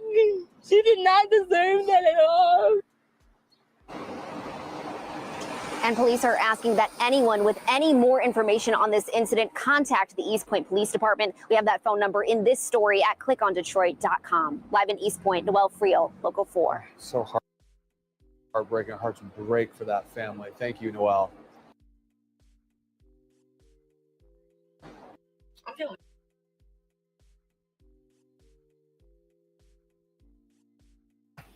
So yeah, I felt it was important to at least hear from the kids, because if the kids were, if Jennifer was as bad as Afeni wants everybody to believe, why are the kids on here in deep agony because they lost their mom? They would have been like, well, my mom was mean to me anyway. I'm sad she died, but but we don't see that. We see them sad, heartbroken, in severe pain, talking about her mom would give anything, even the clothes on her back to help other people. I really feel like Afeni was going through some mess, some disturbing thoughts in her mind. And I believe her social media shows it all. Now, here's one disturbing thing. Okay, I feel like she was struggling with demons. We're going to go through her Instagram, and I'm going to show you my theory of why I think that the woman, this is all dealing with some mental health issues in her mind. And some spiritual demonic stuff going on with this girl too. This story right here, a lot of people on YouTube have not clicked on this, but here she's showing videos of burning churches, church of fire. She was dealing with some Antichrist sick stuff. World War Me. Look at her, the Bible burning in this mouth. This is a burning church right here that she took a picture of. Again, official burning video of a burning church. So to me, I feel like she was an anti type of person that didn't like religion. And it also disturbed me why she posted a whole story about just burning buildings, burning churches, a burning Bible that we just seen her with, in the mouth of something. That was kind of weird too. Like there's a lot of symbolism of this young lady and the stuff that she's posting. Like she did a whole entire story about burning houses. So this is more deeper than just a girl going through some mental health issues. I feel like she was also dealing with demonic thoughts, spiritual, demonic things that she was involved in. Shout out to all my light workers. Put some money and respect on their name. I don't know what that's about, but again, all these fires and stuff. Firefighter now escapes blaze. Why is she posting this? It's like you have to ask yourself, what is really going on in this girl's mind? Again, this is someone who's deeply struggling with some mental health and spiritual demonic things that she's into, because the whole part at the beginning of these stories that I just played, she's showing a burning church with a burning Holy Bible. I think some people miss this key fact here of some of the demonic, things that she's dealing with her mind. And I think I associate this also with the spiritual world of like the lake of fire. A lot of people, when they discuss hell is this burning place. and she seems to be fascinated with burning buildings, burning churches, burning Bibles. So I do feel that this woman was into a lot of demonic things. Like, that's one example, but also if we go through some of her posts on here, this one is not really, I don't know what this is. Every idea came with a dream. That's my lava take. Again, fire, like she's very into demonic fire stuff. And again, fire to me is like associated with hell, the lake of fire, Satan type, associated with Satan and demonic forces. And she seems to be very much passionate about sick stuff like that, like the stories. Everything has a symbolic meaning. We got a lot of these people now. See, this person even says, song sounds demonic. There's a song on here. Song sounds demonic as hell. I need to go listen to some Kirk Franklin now or something. Even people on here could see something's wrong with her. They said she came to work with this energy, and that woman still picked on her. Shaking my head. See, that's why I be nice to weird people. They ain't about to have an excuse to off me. She clearly don't give a F. She in jail feeling satisfied while y'all thinking she's sad. Now, guys, this story, this comment right here really lacks context, because again, it's honestly, regardless of who Jennifer was, Jennifer does not respect authority as well. I think Tavia said that same thing in here before. Let me try to find. Oh yeah, Tavia said it. She said mental illness or maybe just can't handle authority. I think it's both. I think it's both mental illness and her not being able to handle authority, in that this was going to happen no matter what, regardless, because she had already stabbed another person before who had challenged her, who was in authority. And now she's stabbing Jennifer, but this time Jennifer died. And she has this this type of mindset where she feels like the world evolves around her. And if you don't do things on her terms, which again, that means this is a person that doesn't respect authority. And so honestly, if it wasn't Jennifer that was stabbed, it would have been someone else, because this young lady tends to use knives as her way of reacting to someone who's not doing things on her terms. Like, she felt like the boss owed her something, and that she should be able to slack off at work, do whatever she wants, and the boss is supposed to accept her on her terms and what she wants, because she's not thinking rationally. So I don't think this comment really is looking deep into what's really going on with this young lady. It's more than just someone who's snapping on a boss. This is deeper than that. You have to really study the mindset of this young lady. And I feel like regardless if it wasn't Jennifer, somebody was going to get stabbed eventually. I also feel like there was some jealousy that she was struggling with because of the very location of where she stabbed Jennifer in the face. That's odd to me. Usually you stab in all kinds of places when you're mad, but not you guys, but I mean crazy people stabbing everywhere. But why did she choose the specific location of the face? That just really has some significance. I feel like there was also jealousy she was dealing with. Because, and this is why, let me put the pieces together. The young lady that I just showed you, where they said that people were all saying the same thing about Jennifer. They said she was nice, she was loving. They said that she was giving, and that she would go the extra mile for everyone, and she was kind-hearted. That's making me think maybe everybody at the job liked Jennifer. Maybe she was popular also, not just being the manager, but because of her light, because of her bubbliness. Maybe people liked her and she was accepted by people. And maybe Jennifer exuded the qualities that Afeni also envied in her that she didn't have. You know, she's the oddball. She's the weird girl at work, at school, and society, and she's constantly rejected, and she's not accepted for who she is. And she has wrote a song showing and communicating to the world that she feels rejected, and she just wants to be accepted for who she is. Whereas she sees this boss who is flamboyant, loud, happy, confident, and is accepted for who she is. She doesn't have to change her looks, her hair, or anything. She just walks in there. She's beautiful. She's people like her, and she's accepted. And Afeni doesn't have that acceptance. So I feel like there was not just her being angry at the way, at Jennifer Harris's authority, and Jennifer Harris using her authority to reprimand Afeni for maybe her lack of production at work, but there was also some jealousy and envy that I feel she was also coping with as it relates to Jennifer, because it just was odd to me that she chose to stab this girl all up in the face, and that was the only area where she stabbed her. It was just odd to me, and she stabbed her 15 times in that location. So that just tells me there was something more going on than just, oh, my boss is bullying me. This person says, mind you, you could have gotten a new job somewhere else instead of taking someone's life. They said, when you chase dark energy, it will enter and consume you. And I feel like people are seeing this, that she is chasing dark energy, fire, demons, antichrist type things. I don't know what this is all about. She said, I'm the lava babe. Again, she's obsessed with lava, fire, red, a lot of demon type imagery. Everything on her page is very symbolic, and it has connections to one another to show that she was involved in some demonic forces, spiritual world type forces.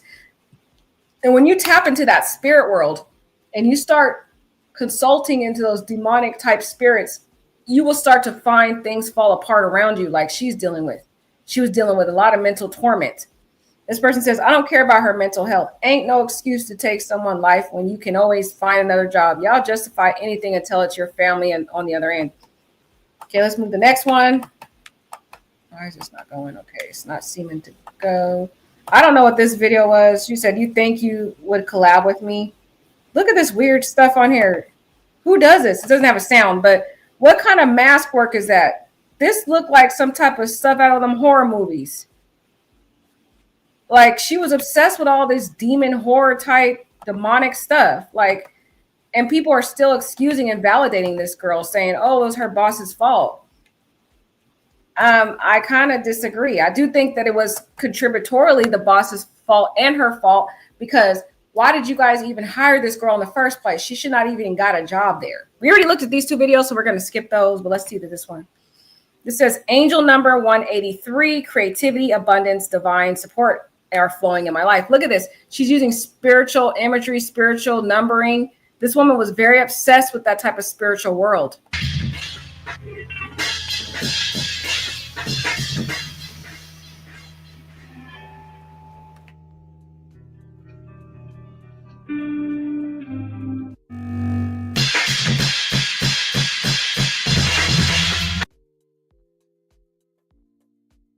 Like, weird. What kind of music was that? It has all chaotic, no real meaning. Keep shining your light, Maddie. And this is some friend that she had. People like this are unable to process constructive criticism and consider simple correction, bullying. Exactly, guys. Look at this. This woman is on point.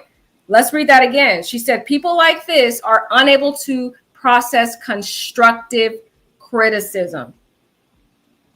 I'm going to keep following this story, guys, because I'm going to wait till some employees come out, and we're going to find out that this girl just cannot handle being told no, being told that she's not performing well at work. And maybe, yes, Jennifer shouldn't be out here being a professional and talking about her private life, but that is the normal dynamic and culture of McDonald's and those type of environments. Like I said, I used to work there, and my McDonald's was the same exact way. Managers act the same way. Because it's a lot of younger people that work at those jobs, like people in high school, people are like in their younger 20s, mid 20s. That's the younger type dynamic in there. So the managers try to like assimilate and kind of connect with their employees. So they all joke around, they gossip. It's like it's like a high school in there. Okay. I'm not saying what Jennifer did was right by talking and telling her business, but I'm starting to think maybe Jennifer would be joking and saying stuff, and people liked her and would like engage with her and you know, be cool with her and try to have a relationship. And Afeni didn't like that. And Afeni didn't like to be told what to do. And she didn't like when you're trying to tell her that she's not performing well. And then she didn't like consequences of her lack of production at that job.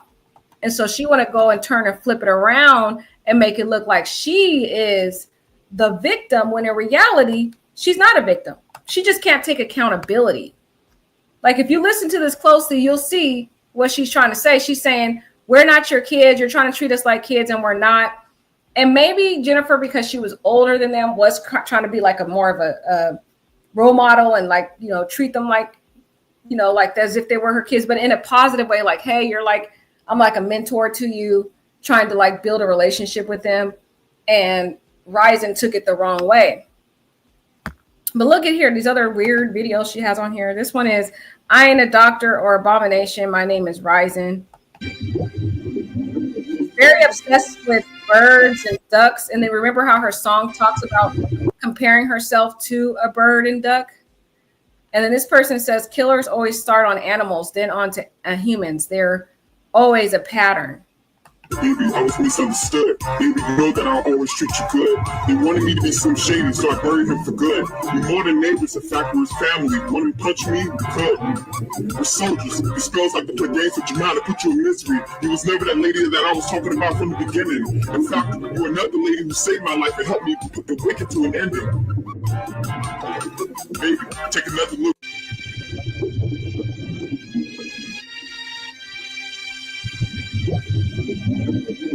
Listen to the words. Alright, Listen relax, to the calm words. down. Baby, I was misunderstood. Baby, you know that I'll always treat you good. They wanted me to be some shady, so I buried him for good. More than neighbors, in fact, we're If you listen to that, she said, this person started treating me shady, so I buried them for good. So you first see how the video starts out with the duck being alive, and then at the end, the duck is dead. Those all have symbolic meanings. People are saying in the chat, oh, well, we didn't see her kill them, blah, blah, blah. Not this chat, but in their comments saying, we didn't see her kill the bird. Maybe she helped the bird. But you have to listen to the words that she posted with the video and the imagery. You see a bird that's walking in life, flowing in life freely. And then all of a sudden she's saying, you know, I was trying to help you out. Then you start treating me wrong. Now I'm burying you for good. You see that? It's a threat. It's saying, if you treat me a certain way and I tried to warn you, I'm going to take you out. Listen to the words. No one's listening to the words. They're just saying, oh, well, she didn't kill the person.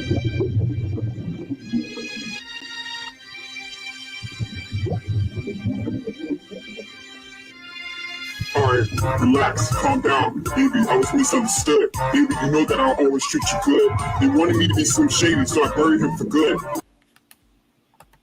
Look, she said, you wanted to treat me shady, so I buried you for good. Those words have power, and no one is even listening to the words to see how she's saying. Like, she's speaking death over people who don't treat her right. And she's using the birds to symbolize, I'll do the same thing to you. This woman had death on her mind. That's why she was fascinated with, you know, the weird mask of Chucky and different zombie and weird demonic dark forces like that, because they're associated with murder and killing and torture and voodoo. Look, she's very fascinated with Chucky.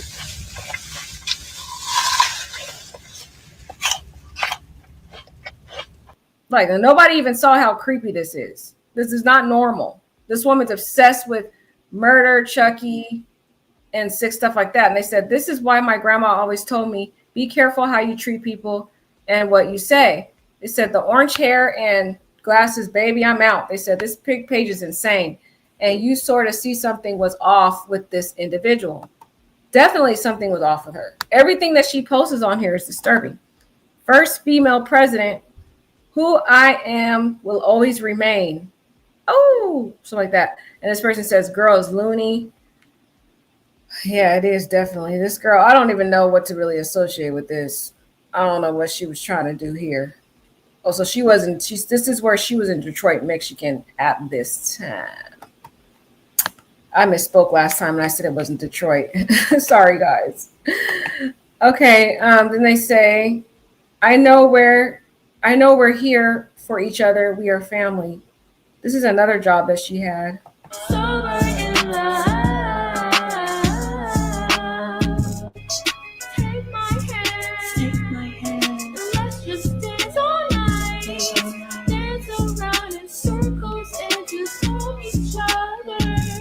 Her other song.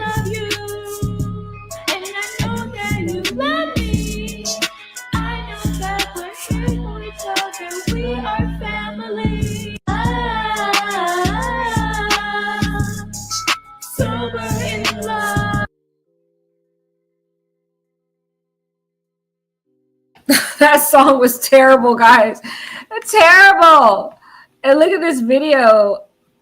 She's at a store looking for onesies and other stuff. And I'm like, girl, you don't have any kids. Why are you in the children's section? Is this because she still feels like she's a kid in her own mind? Like she never got past the trauma of her childhood? something I question. And the song talking about sober in love, the song sound like a cuckoo, some psychopath. Sober in love. I can't, guys. I'm sorry. Look at these people say in the comments. They said, being a non-traditional Black person is hard. You're treated like a complete outcast when you dress differently or like other genres of music. I don't like that they try to put color and ethnic in it. It's not about her being a Black woman at all. She could have been white, Mexican, Asian, or whatever. I don't like when people always try to say it's about her being a Black woman. Everybody involved in this tragedy is Black. Okay? So this is not about being a non-traditional Black person. It's about a woman who was struggling with mental illness and didn't understand social cues and felt like people had to do things on her terms because of the mental irrational thoughts that she had in her head of superiority. And the reason why I think she felt like she was superior, look how she posted this talking about she about to be the first female president. This woman thinks in her mind that she is a person of high authority and people have to bow down to her and what she wants on her terms. She said it through her songs. She's using imagery like her being a president, being the highest authority in the country. And then this is showing me that she's struggling with her childhood trauma because she seems to be fascinated with the kid area over here, not have yet advanced past her child mindset. So I don't think it's about her being Black. I think people need to stop trying to say, oh, because she's not a normal Black person. Nobody, girl, that had nothing to do with her being Black. If she was a white woman, we would still hear saying the same stuff. Okay, so let's keep the Black, white stuff out of it. Let's just look at her as a person, okay? This person said, baby, that song gonna be in my dreams. This person said, nah, this song eat a little. No, it does not eat. I'm sorry, person. I'm sorry. This person said, I kind of like the song. I can name a few artists that sound like this and vocally the same. They think it's a good song, y'all. What do y'all think? This person said, I shouldn't be laughing this hard. Okay, let's get off of this one, but that was some of the music. This is the prime example of what I'm trying to show y'all. This girl would be at work. This was July 3rd. This was 5 days before she murdered her boss. She is at work at her shift, videotaping herself, focused on her camera. And then she's like, it's been a ride, baby. You make me smile more than a Happy Meal. You're McFlourishous. Girl, you're online on camera on your video. Like, you're not working. And if she was caught by her manager probably saw this. There are cameras in there. Her manager saw her instead of her doing her job. It's a busy job, and you're not being of any use to the job. There's certain times of that job where people have to, there's a lot of orders coming in. You got people in the drive-through lined up, packed out there. Then you got people in the lobby. They're hot. They're lined up. And she over here so focused on social media. No wonder Jennifer sent her home. I think any manager would have sent her home. She should have been written up too. And that's the problem with this later generation is a lot of people don't want to work. These younger generations come to work and they be on their social media. Everybody's obsessed with TikTok. Everybody obsessed with their Instagram. Everybody want to be on Snapchat. Everybody want to be on X while you're on the job. And then McDonald's is not the place. These fast food restaurants is not the place to be over here on your phone because there usually is no downtime at these particular fast food places. You got the rush hour. You got morning where people are all coming to get breakfast and their coffees. Then you got the lunchtime. Like I was saying, that's the rush hour. Then you got dinner. A lot of people come after work around 5 p.m. time frame, and they're trying to order meals for their kids because they don't have time to cook when they get home and their kids are hungry and they just stop by McDonald's. And if you got a worker here that's sitting here on Instagram trying to get a video and a nice video shot, and she could have dropped all those stuff. She's still focused on that video. And this is clue to me, and this is evidence to me that Jennifer had a valid reason to send her home. Sober in love. Sober in love.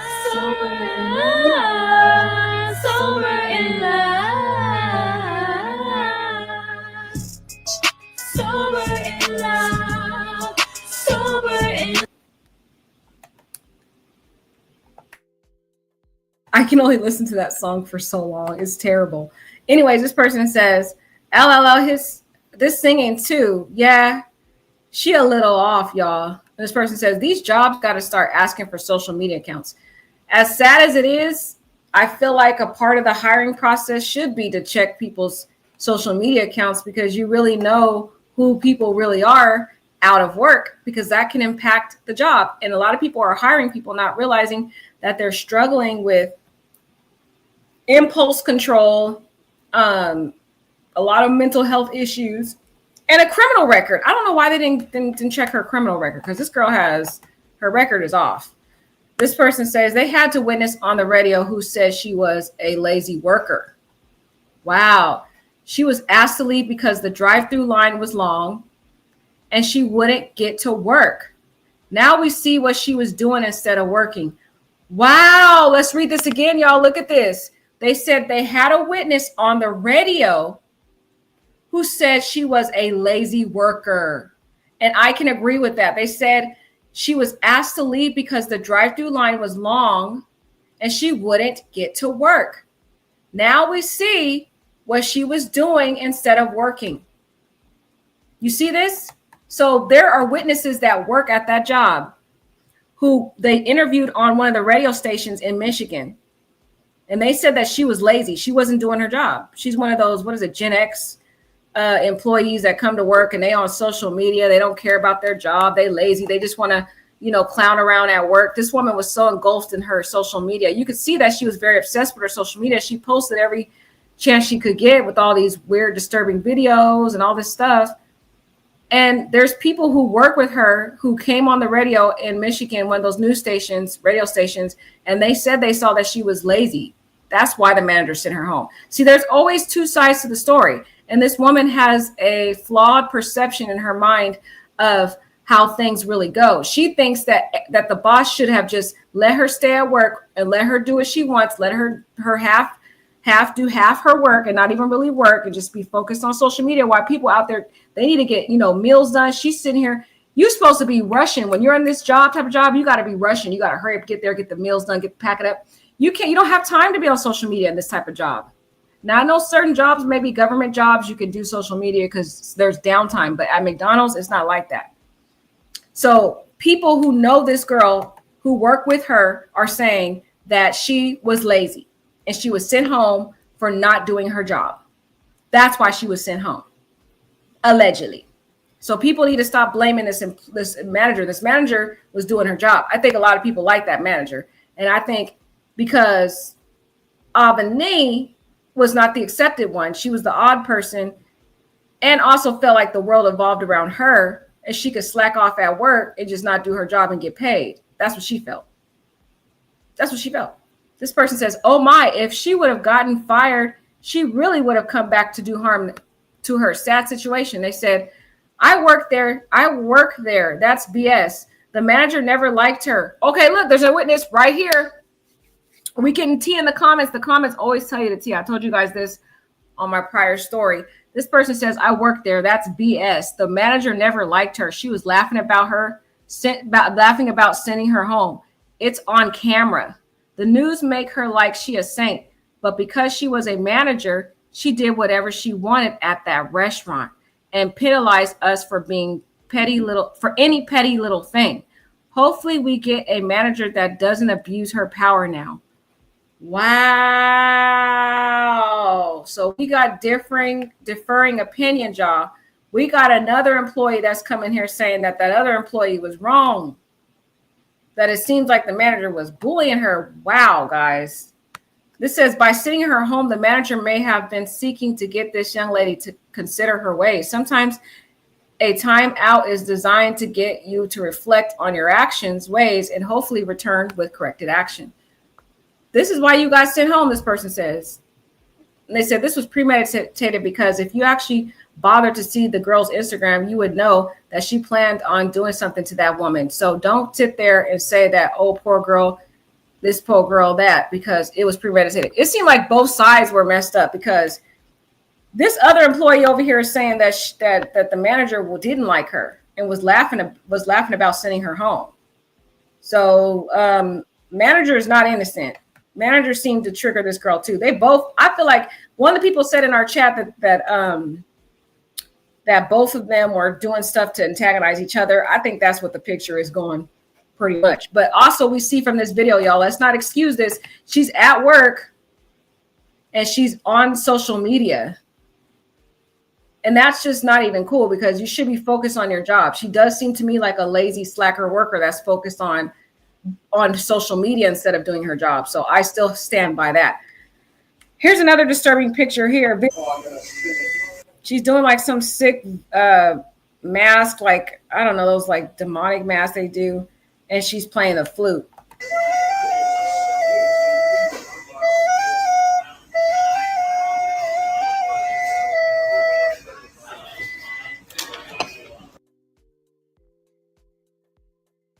The woman straight up cuckoo. Y'all can't tell me anything else.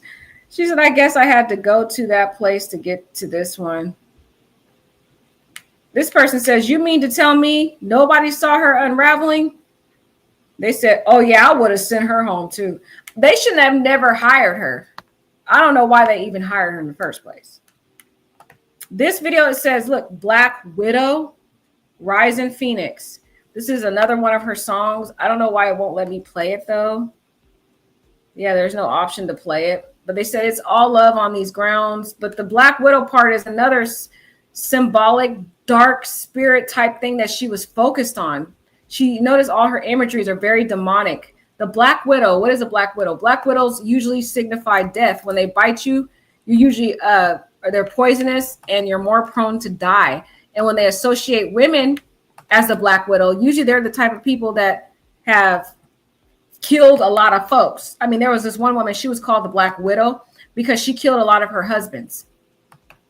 And she would kill them and bury them in a grave in the backyard of her house. So the fact that she is associating herself with a Black Widow, she is associating herself with death.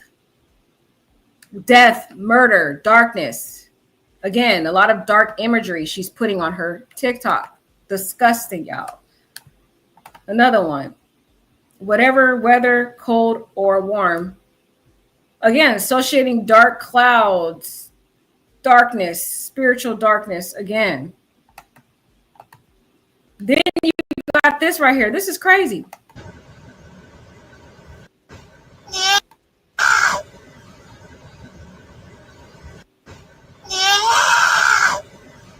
You have her here with an angel of darkness, an angel of death. Look at the imagery, dark clothing, angel of death. And then she's trapped, trying to scream to get out of her mental torment. All this stuff is imagery. People didn't even see it. It's so obvious, the imagery here. She said, you can't silence me no matter how much tape you put on my mouth because my energy can cause noise too. You see this? This is how she feels. And this was just posted June 30th, y'all. She was still working at this McDonald's job. And she's feeling this way. Like she feels like the angel of death is entrapping her and silencing her. But she's saying, no matter what you try to do, you're not going to silence me. Meaning, eventually, she's not going to tolerate your bullshit. She's not going to tolerate what she's going through. She's not going to tolerate all of the people trying to close her existence, prevent her from speaking up, belittling her. Like she's saying, you're not going to put tape on my mouth or prevent me from being who I am because my energy will cause noise. No matter how much you try to reject me, I will rise above it. But in reality, it's really a threat in a lot of ways too. This person says, you can see why she's getting bullied. You too grown for this shit. This person says, look at the views and comments. She was posting all this with 0 followers. Look at that. 0 followers. She was suffering in silence. And that's what I told you guys. Before these followers, she had no followers on her page. So all these followers were after she murdered Jennifer. So please don't get it twisted. She didn't have any comments in here. No one was following this page. This was her own internal diary that she was using. And she was trapped in her mind because she had no social support. She was rejected by the world, which is why she dedicated that rap song she said, to all of you, meaning to all of us, society, who has rejected her, who made her feel lonely, who made her feel shut out, who put tape on her existence to prevent her from expressing herself in her own unique way. These imageries are all signs that a lot of people never seen because nobody even followed her on social media. Nobody. She had no friends. Look at this too. She says, Bug didn't want my help, so I pushed it off me.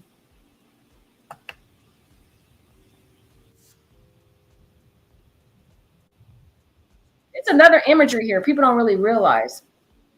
Bug didn't need my help, so I pushed it off me, right? Nobody really is checking for her. Nobody's there for her. Nobody's in her life. She feels like nobody wants to be around her. So she reacts in violence against people like this. It's like using a bug to demonstrate how she feels in society. Nobody wants to be around me. I feel rejected by so many people. So I react in violence to get that negative energy away from me. Again, another like this imagery to me is speaking volumes.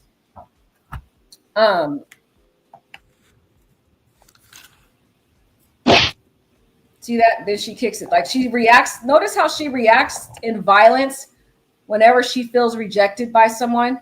Now, this is just a little bug. You might say, oh, this is just a bug. But everything in this woman's life is imagery to what she's going through in her real life. Whether it's a bird, whether it's a bug. And when she responds to things, if you notice through all the videos I've been showing you from her Instagram, she always responds in a violent way. For example, the bird. We don't know if she killed that bird, but notice the bird was walking just fine. And the words that was used in that particular video was that if you reject me or if you don't treat me well, then I'm going to bury you forever. So that she shows the next video of the bird dead. Here, she's got a bug she's claiming rejected her, meaning she's saying the world has rejected her. You rejected my help. You rejected me. So she uses violence as a way to react to people or things that she feels rejected from. So this is the type of woman you don't want out into society. This is the type of woman that should be placed in a mental health facility because she has an anti-sociopath type personality. This person says, oh yeah, she did whatever they said she did. This person said, bro, did she add a punch sound effect when she flung the bed bug? This person says, can you imagine what she was doing to the customer's food that got her mad? Imagine that. This girl's working at McDonald's, y'all. And if you in Detroit, Michigan, you can only imagine if you got an attitude with her. Ooh, what happened to your cheeseburger? I'm just saying. This make me not want to go to any fast foods after this. She said, I thought you couldn't see bed bugs. How y'all know that's that? Because people are saying it's bed bugs. They said bed bugs don't look like that. They said you see them after they bite. That's exactly what they look like, right? Have they hatched? What? They didn't write this right. Have they hatched with no blood in them? It's called a first stage. Ew. So they're saying it's a bed bug. I don't know if it's a bed bug. That's nasty. But anyways, this is another one of her videos. She turned the comments off. The red hair. This red hair right here that she used, she's trying to look like Chucky. You remember her? She has a fascination with an obsession with Chucky. And remember, Chucky was formed through voodoo. Again, spiritual forces. If you watch the very first Chucky, the guy who was the murderer, he breaks into one of those toy stores. He does a voodoo spell to get his spirit to transfer into the doll, which goes around killing people. And she has an obsession with Chucky, which again is spiritual forces, murder, the stuff like that. So she wears this red hair to try to emulate someone that she's obsessed with that is into the spiritual dark forces in the dark world, which is Chucky. This woman is very obsessed with death, murder, figures that represent those type of demonic spirits. And that's why she wears the red hair as her association, obsession with a death icon in her mind of Chucky. That's why she wears this red hair all the time. She says, I think you're perfect the way you are. That's why I wanted to be around you. I know I am. Again, like she has a self-absorption of her thinking that she's perfect. I realize she's up in the play zone at McDonald's, right? This, the wig she had on in court. Yeah, so she's told you she only wears this wig that symbolizes her like in association with Chucky. That's sick because she has that Chucky mindset. Now, you also have to know why I know her obsessions with Chucky. Remember when Chucky used to kill people in the movies? He used a knife a lot of times. That was his central weapon that he used, was a knife to slash people. So she's kind of like trying to associate herself with Chucky in the flesh. She uses the knives a lot as her form of violence, like she did in her prior instance when she stabbed the other person. And there's also a video of her on TikTok with a knife again. There, I just walked right through the rain, which is, it felt so good. It's pouring down out there. I just walked right through the rain, which is, it felt so good.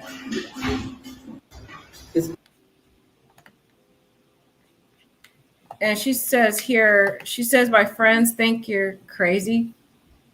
My friends think you're crazy. Did someone tell her that? That's just a weird random comment. My friends think you're crazy. So somebody told her that. Somebody who associated said they think that she's crazy.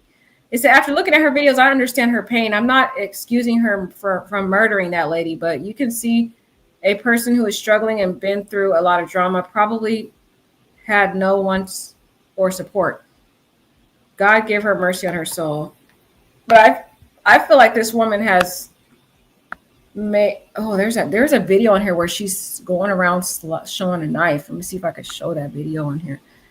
There's so many videos. Look how disturbing this is, guys. There's a video of her. I don't know if it's on. It is on here, but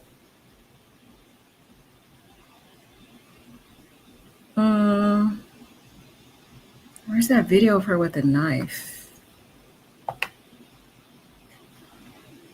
Look how this girl was into some sick stuff. Look at this. But let's go over this one. I'm going to find that one with the knife. There's a video of her using a knife.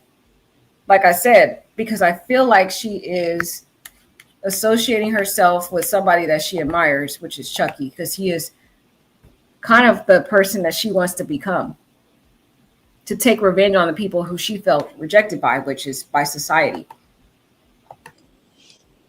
I was wrongfully treated today at work. I was literally physically tapped on a lot of times. My name kept getting called. I was doing a great job.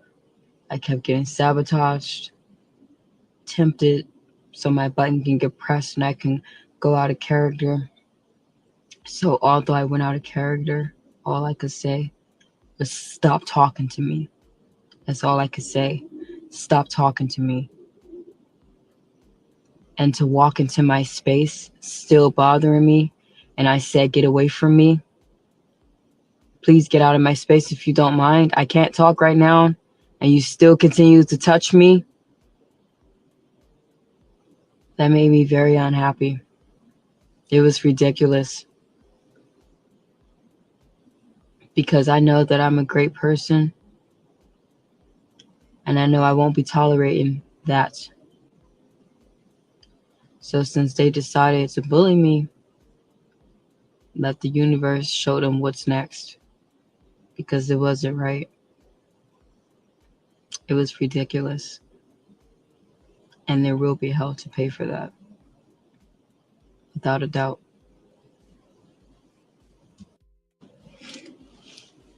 I was wrongfully treated today at work.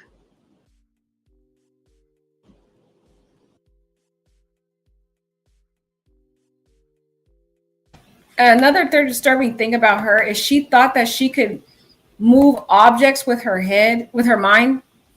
So here, I'm going to show you a video of her doing that. We'll go back to some of these videos because I'm skipping a lot, but she thought she could move images with her mind. Close to Candyland. First person got sick. Yeah, y'all thought y'all changed me, but I'm still your prick. Thought y'all changed me, but I still piss y'all off more than my cum from my dick. I'm still ghetto slum like a mellow bum. I'm wavy like Jello, huh? Still shady like palm trees in the Bahamas. I'm still number one. Come to your teacher. Y'all class cars are done. Everybody don't deserve to be happy. The fuck I'm like trying to please everyone, and I want y'all all doubt me. Check it.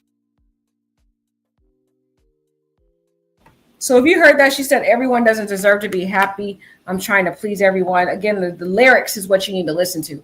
But here she's trying to move this object, which is a Play-Doh thing, with her mind.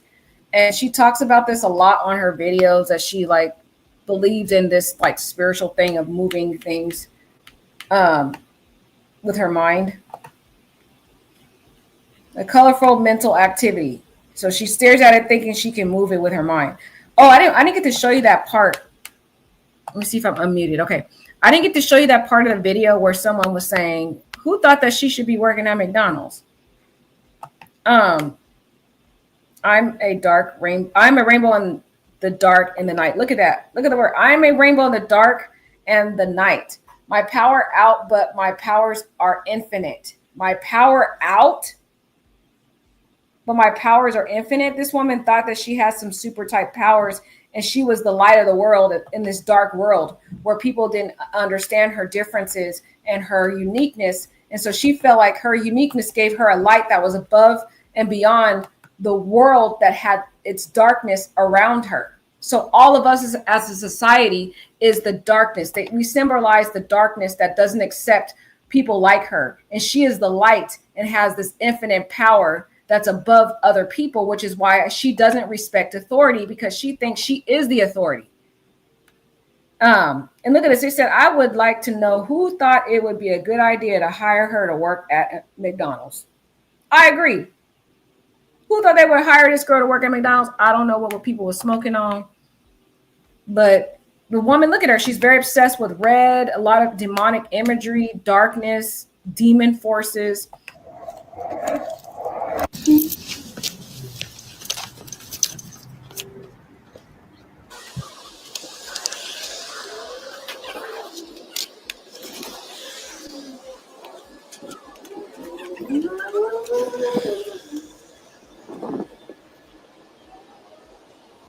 But notice in all these videos, guys, if you take a key look at every video, she's always alone.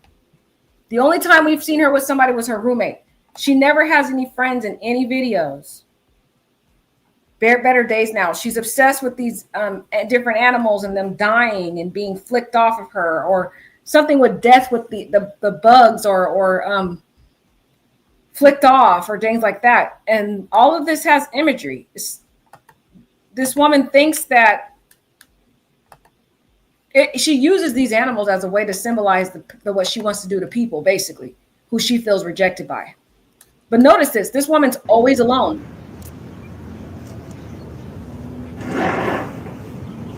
Always alone. She's videotaping herself. There's no one there. Look at this person, say right here, look at this. Damn, she really ain't have nobody. She was a loner. Every video, if you go on her Instagram, you will see there's not one person. The only time you hear a voice is when she's at home and that man was trying to sexually harass her. Look, Play-Doh mental date. She thinks she can move the Play-Doh. This is the type of mental illness stuff she was going through.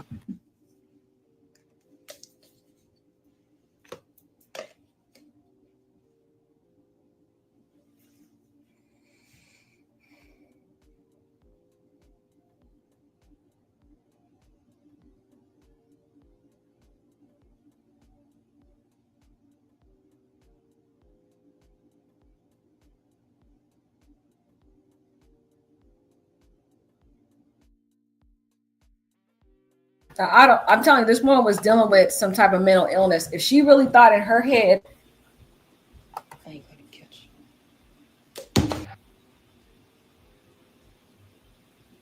She thinks she really moving this thing in her head. Did you see that? Talking about.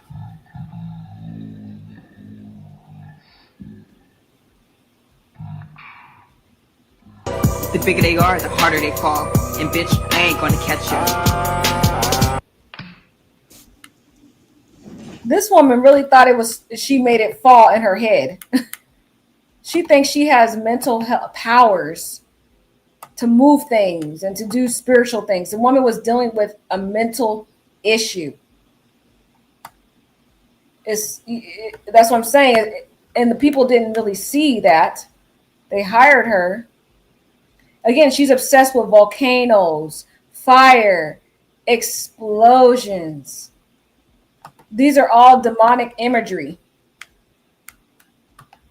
Even the way the girl dances is demonic.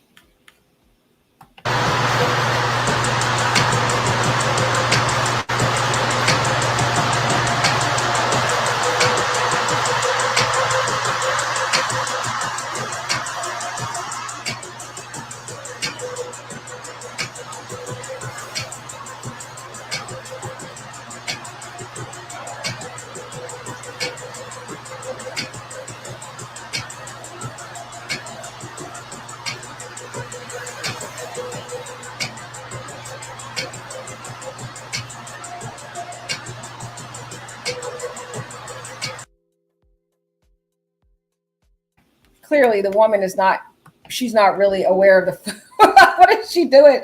She's not really aware of reality, guys. She's living in her own mental bondage, and there's a lot of demonic thoughts that are living in her mind, and she has no one around her, no one to help her, no one to give her accountability, no one to try to get her the, okay, let's get off of this because she's doing too much.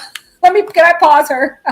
This woman is crazy. Sorry, guys. I'm not trying to laugh at this story. I'm laughing at the video. Sorry. Let me get back to business here. This person says, jam into something new. I'm working. Had to catch my breath from dancing. This person says, creepy and deranged. This person says, it seems like she was raised in foster care and didn't have anybody. This person says, I'm trying to understand where this hot tub is at. And again, I think people aren't really realizing the stuff that this woman was suffering from in her mind. It's definitely a mental health issue. This person says she got that look in her eyes. She's possessed. And when people are dealing with mental illness, they hear thoughts in their mind. They hear people and voices in their mind telling them to do certain things. Like, oh, this person is evil. You need to kill this person, or stuff like that. And they think these voices are real. I'm not having shit in the house anymore. Ooh, olives. I think I might get some olives.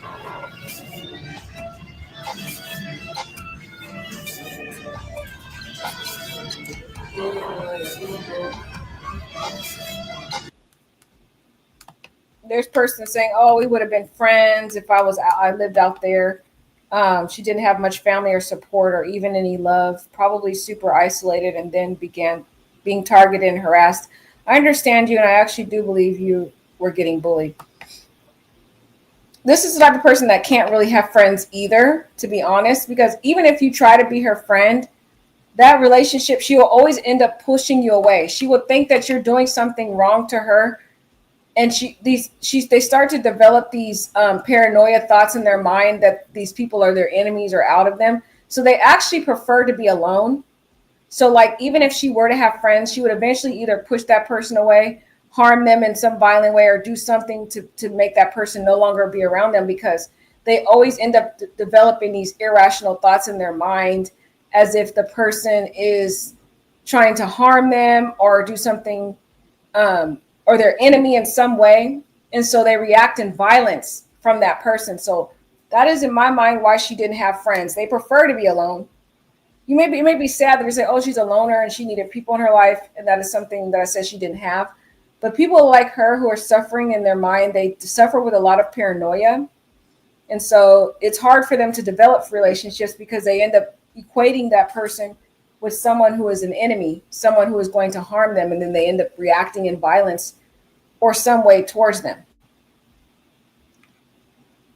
And a lot of these people don't really understand that. They're like, oh, she was definitely her own person. I know for a fact she was judged and bullied just off of her being different. She wasn't bothering anyone. She just seems to be in her own world and wants to be left alone. I see pain in her eyes. I see emptiness in her eyes. I see a soulless person. This person is a person that lacks any empathy and social cues and social awareness. So a person like her cannot develop empathy for anyone. So when she did kill Jennifer, I promise you she feels no empathy, no regret for what she did. She doesn't care at all what she did to the girl, the Jennifer. This is the type of person who lacks any sense of empathy. Notice her, the way she views herself. She has this false sense of superiority about her self-image. She thinks that she is a rainbow in the dark and the light.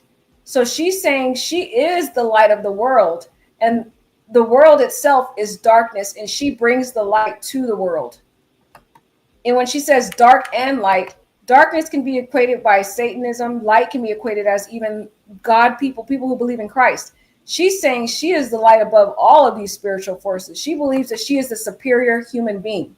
She has an irrational, unrealistic perspective of herself. And that is why this is a type of person that is incapable of respecting authority. Look how she says here, who the F is the hiring manager? Look at this. She doesn't respect authority. This is back on March. She didn't post this, but somebody else said that. Who is the hiring manager? Like, for real, why would somebody hire this person? They should have checked the social media to see who this girl was. My little sexy blue rose. Okay. This is a person who says she doesn't want people to take advantage of her sexually, but yet she uses a lot of sexual imagery. I don't know, you know. I'm trying to find that video where she had the knife. Again, another obsession with fire.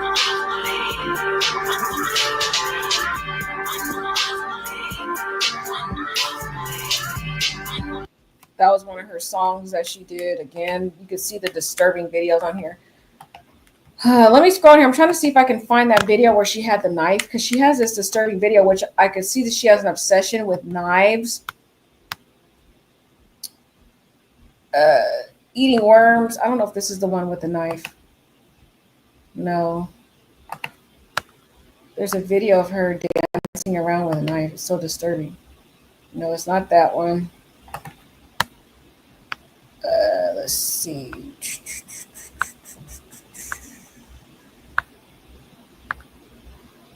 Maybe it's somewhere else.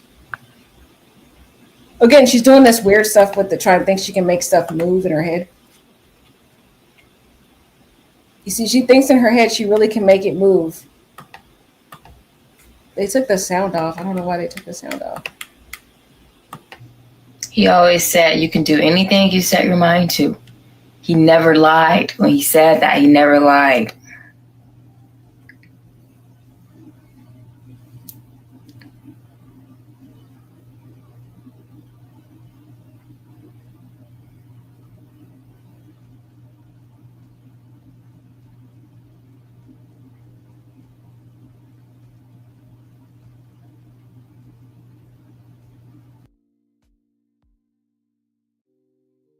Like, you can clearly see, this is clear evidence the woman was mentally ill.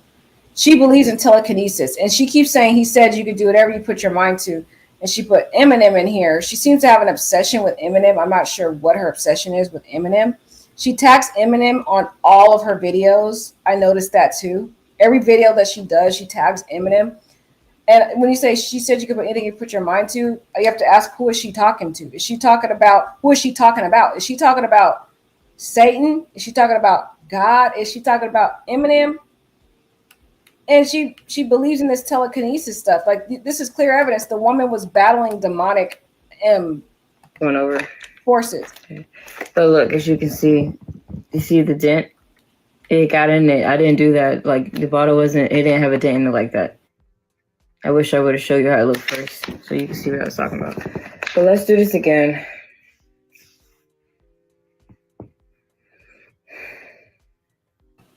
And I really want to pull it forward to me. That's really, I want to pull it toward me. That's what I want to do right now.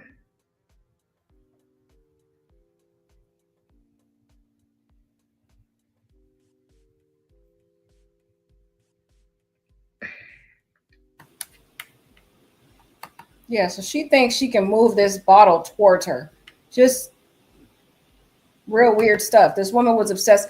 And you know the person, one of the demonic people that used to use telekinesis, it was Carrie from that horror movie Carrie. And Carrie was a blonde woman. You see that? And she's wearing blonde wigs when she tries to use the telekinesis because she's trying to channel the spirit of Carrie. And if you've seen that horror movie Carrie, she had blonde hair. And she was, when people would bully her in that movie, she used telekinesis to kill them. That, you know, flying things that would be killing them. She burned the whole party down with her mind. And that's what I'm trying to tell you is this young lady here thinks she's channeling certain characters in her mind to use their type of forces. Like now she's trying to channel Carrie's telekinesis. And then she tries to channel Chucky through using the knives. The woman is involved in some really sick stuff. So again, she wants to try to be Carrie right here. Really strong as he can to get it from there. And now you have somebody up there pulling, helping him. Now she's over there helping him pull the bottle down. The She-Hulk is. And the Human Torch, she's flying on fire, flying. But he's not going to hit me, although he's bringing the bottle toward me. Just a little bit, just to push it to me.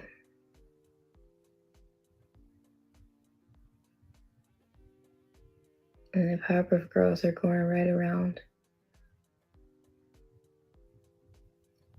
They're super speedy. My hand somehow just...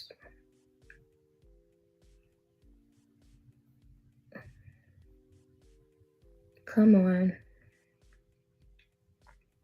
He's still pushing. He's pushing it up. Push up. Again, this girl was really battling some demons. She was over here summoning spirits to try to, you know, be like Carrie. Notice how in these Carrie images, she wears the blonde or gray type of hair. She knows what she's doing, y'all. Not in a logical way, but the woman is trying to channel these demons that she saw in movies, like trying to be like Carrie, look just like Carrie, do the telekinesis. She said, "Excuse if I freak you out when my eyes get wider, but you can understand when I'm using my mental strength to push the bottle out of my hand, my concentration causes that." So she thinks she has mental powers. Drops. Okay. I see tiny little water drops of the bottle. What you're going to do is look at that one tiny water drop on that bottle. And you're going to imagine yourself jumping in a pool. Jump in that tiny pool. So you have to imagine you're shrinking yourself to jump in that tiny little pool. Because atoms, you can't see the atoms with the naked eye and the electrons and all that.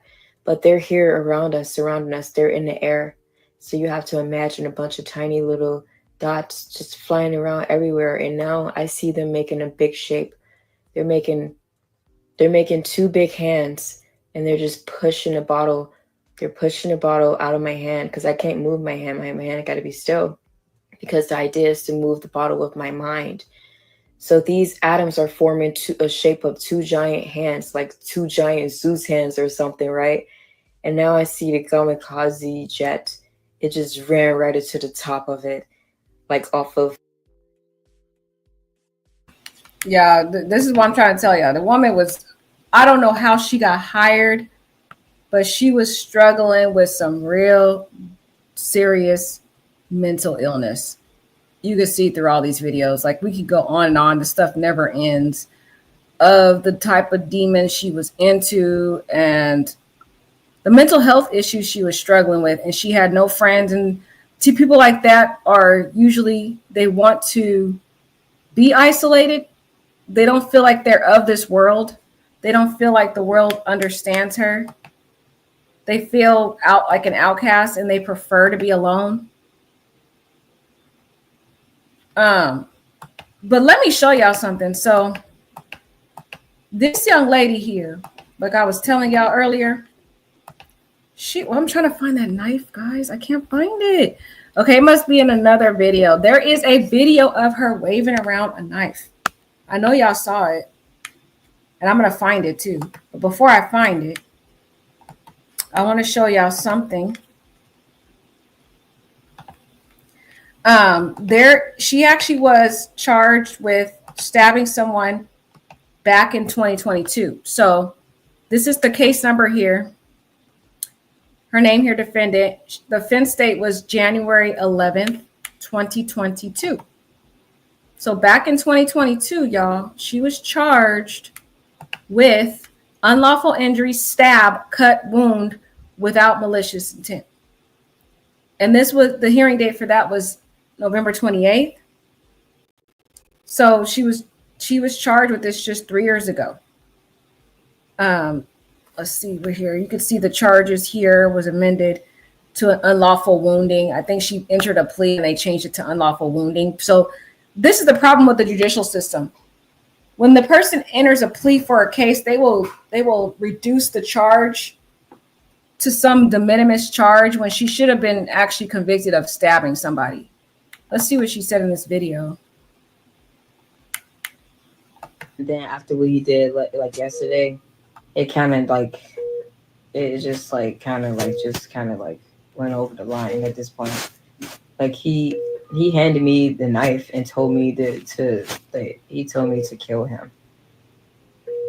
And then I said, you could kill yourself, like you're crazy. Like I don't know if I should have said it like that, but that's just like what I said at the moment, because it's like, I'm like, you know, I was like, you're crazy, you need help, fuck you. That's what I told him. And then I had walked away.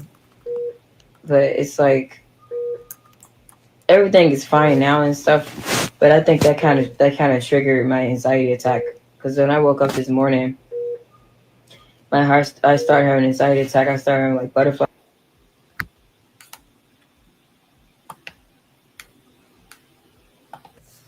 And then after what he did like yesterday, it kind of like, it just like kind of like went over the line at this point. Like he handed me the knife and told me he told me to kill him. So this is what I was trying to tell you guys. So this was the prior incident that happened in November 2022. She's here at the hospital and she's telling her social media. Again, she doesn't have anyone looking at these videos, so it's more so for herself. And she's saying that the person told her to kill them. This is what I'm trying to tell you. I don't think anyone told her to kill them. I think she heard a demonic spiritual voice in her mind that she associated with being a real voice telling her to stab the person. And she equated it with being a real voice because she's suffering with mental illness. So when people are suffering with these mental illness, they hear voices in their heads and the voices can tell them, oh, go kill this person, do this. They want you to do it. So she thinks it's real. She's telling the people what happened back in November 22nd. And she's saying the person told her to stab him, which is not true. We already know she didn't know that man did not tell her to stab him because she wouldn't have been charged later on for the crime. But in her mental illness that she's going through, she hears voices in her head and the voices tell her things and she's not being treated for it. So she thinks the person told her to stab him. Okay. And that's what people struggle with when they're struggling with mental illness is they hear voices that tell them to do stuff. This person say, ain't shit wrong with her. She knew what she was doing. And that's the problem in the Black community. A lot of people in the Black community try to separate themselves and disassociate themselves with mental illness. They don't want to deal with it. They think it's not real. And so a lot of the parents who see that their kids may be struggling, who are Black in the Black community, who see that their kids are struggling with something, they will deny it and say, ain't nothing wrong with them. They're fine, blah, blah, blah, right? And what ends up happening is these kids who are dealing with some type of mental health issue, they start to bury that mental health problem in their head and they don't get treated for it because maybe when they were youth, their parents rejected that and said, ain't nothing wrong with you. And I'm using the language this lady is using. Ain't is not a word, but I'm just using her words that she put in this comment. If you could see right there, they'll say nothing's wrong with the kid. You're fine. Stop trying to make people feel sorry for you. So when the person grows up, they just bury those mental issues in their head and they don't deal with it. They don't get it treated because they think it's normal because their parents rejected them. And that is this comment that this person said is very common in what we see in the Black community of people denying that of Black people in the community rejecting someone's mental health issues. And they want to say that people in the Black community don't have mental health struggles when in reality they do. So a lot of these people who are in the Black community who suffer from mental health issues end up ignoring those flaws because their parents have continually rejected them throughout their childhood when they may have asked them and talked to them about what they're struggling with. And see another black person in the community saying she knew what she was doing. Mental illness, my ass. She got big mad for being sent home. And then she goes back to the job. Again, this is a normal mindset of people in the black community. It's very normal.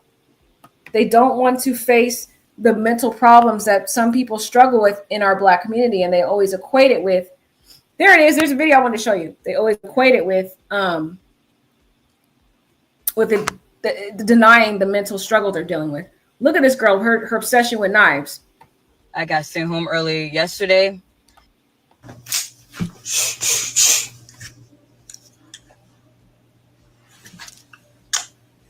Nah, this stays at home though. I'm not gonna bring this to work because that wouldn't look right, I guess. I got sent home early yesterday. I got sent home early today by the same. Did you guys see that? Did you literally see that? She's slashing a knife like Chucky.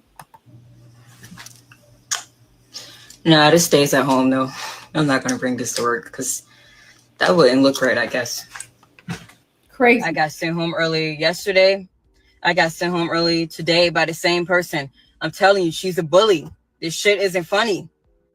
She needs to understand that just because she's a mother and got children doesn't mean that she can come in the store, you know, disrespecting people, talking to them like everybody's beneath her. She has no respect. And it isn't funny at all. Like, seriously, man, I got shit I got to take care of. And she keeps. And we don't want to replay that, but you could see that knife that I was trying to tell you, her slashing the knife. And that's what I want the video I wanted to show you of her slashing the knife the time beforehand with that knife. And that was a very key weapon that Chucky used. Again, her associations with certain demonic, murderous demon type imagery that we've seen in these various movies that she tried to basically become. And maybe in her mind, the spiritual voices or whatever she heard in her head was telling her to do. And it's crazy right here that she had that knife there. And it said prior to the attack, Muhammad had posted multiple videos on Instagram complaining that Harris was a bully and there would be hell to pay. Notice that imagery, hell again. Hell. You see that? The woman was very obsessed with fire imagery and hell and that knife that she was using.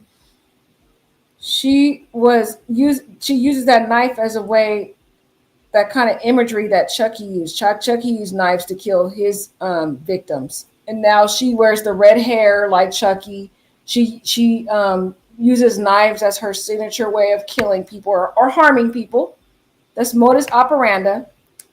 And then she eventually killed someone 15 times. And I wouldn't be surprised, y'all, if this young lady over here heard voices in her head to tell her, you need to kill this woman. She has continually tore you down. You need to kill her. And you are the most powerful one. You need to take her out. Something like that, you know, because as you can see that prior time when she killed the person back in she stabbed the other person. She claimed that man told her to do it, which we all know she didn't really do that, okay?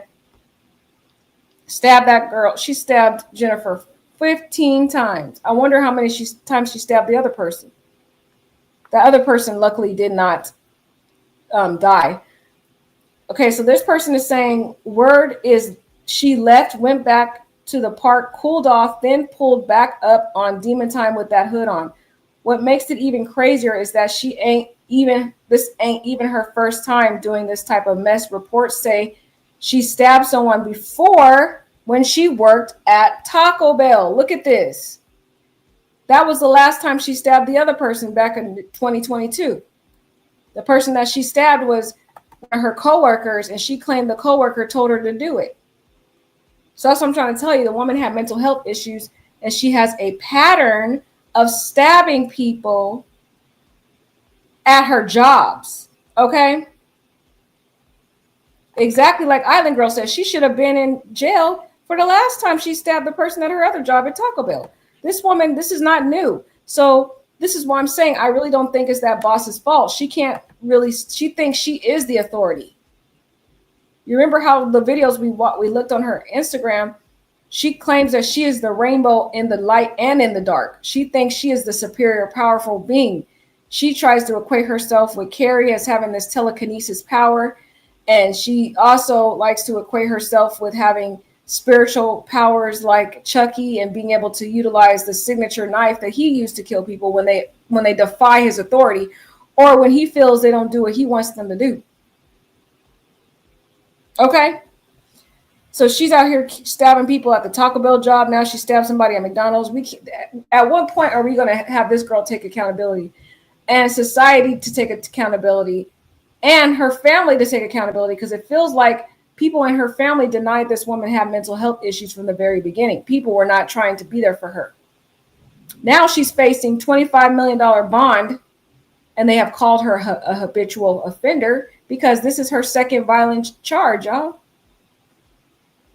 Why did they let her out the first time? If you watch these videos, yeah, the woman was crazy and deranged. Crazy and deranged. So again, I don't blame I don't blame Jennifer. Jennifer may not have been a perfect boss, of course, but at the same time, this woman is battling mental problems.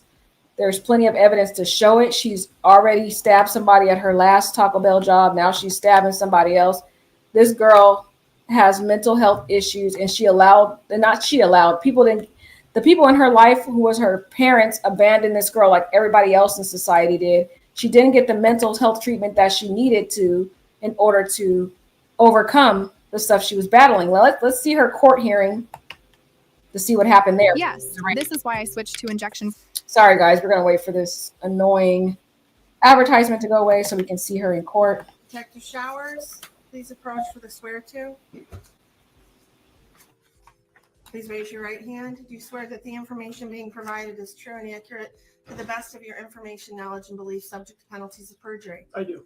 Put your hand down. With regard to the defendant, Afani Muhammad, please set forth the factual basis for the warrant request. Yes, Your Honor. 7/10/25, McDonald's employee Afeni Muhammad stabbed McDonald's manager Jennifer Harris multiple times with a kitchen knife at the McDonald's restaurant at 179219 9 Mile. Harris was not armed at the time and died of her injuries.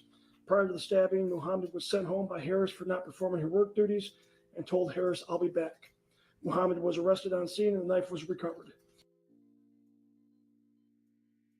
Key word. Now, this detective, he talked to the various witnesses. So he is reporting what he heard from the various statements that he got from people who were at that job. And he clearly states that she was sent home for not performing her work duties. And we already seen on her Instagram that she was not performing her work duties on the prior date, just 5 days before she was she stabbed and murdered her manager, and she was already sent home 3 different times.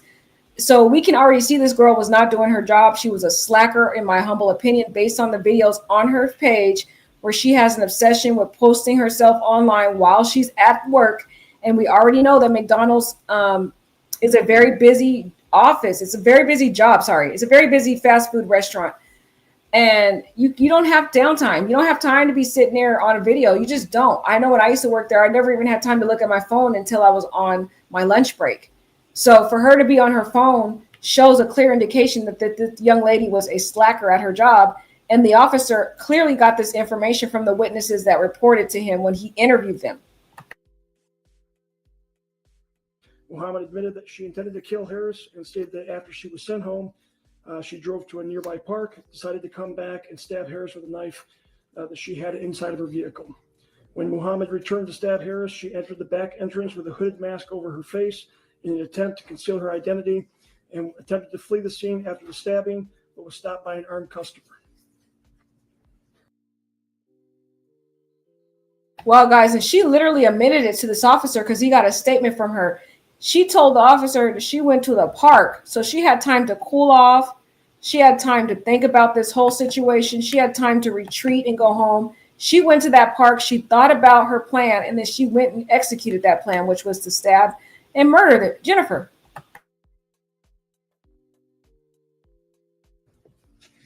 And the requested charges are murder in the first degree, count 2, dangerous weapon carrying with unlawful intent, and there's a habitual second notice offense. Is that correct? That is correct, Your Honor.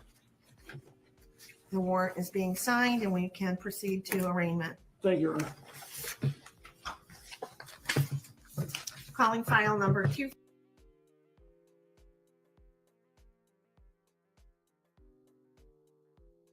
Look at this woman's eyes.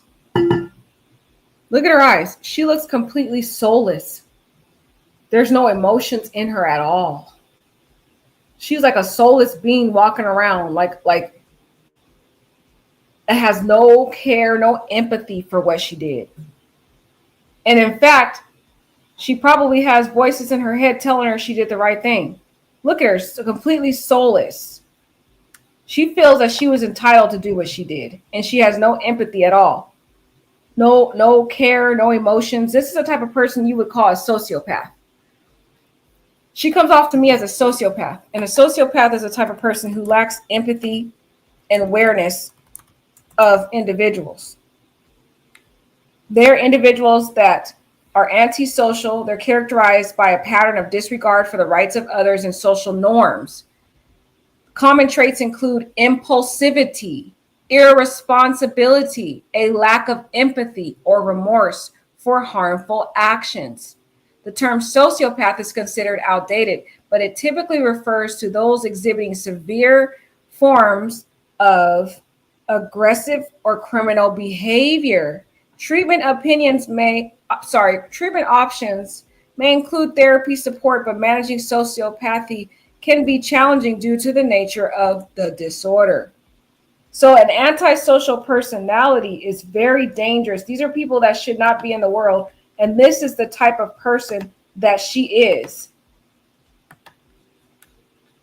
She has an antisocial-sociopath personality disorder. She's very impulsive. You've seen in the videos that we went on her video where she snapped and literally blew up on the guy. She stabbed her prior coworker at Taco Bell. She is very irresponsible. She doesn't focus on her work. She's too focused on social media. She doesn't care about empathy. You've seen how she treated the bird and talking about, she kind of used the words that she posted with that song about the bird that ended up dying. How she said that, she tried to warn somebody, they didn't listen to her, so she buried them under. And she talks about how the bug didn't want her help, so she flung it off of her. This is the type of person who lacks empathy, who lacks remorse for harmful actions. She thinks she's entitled to her behavior. And these people can't really be treated.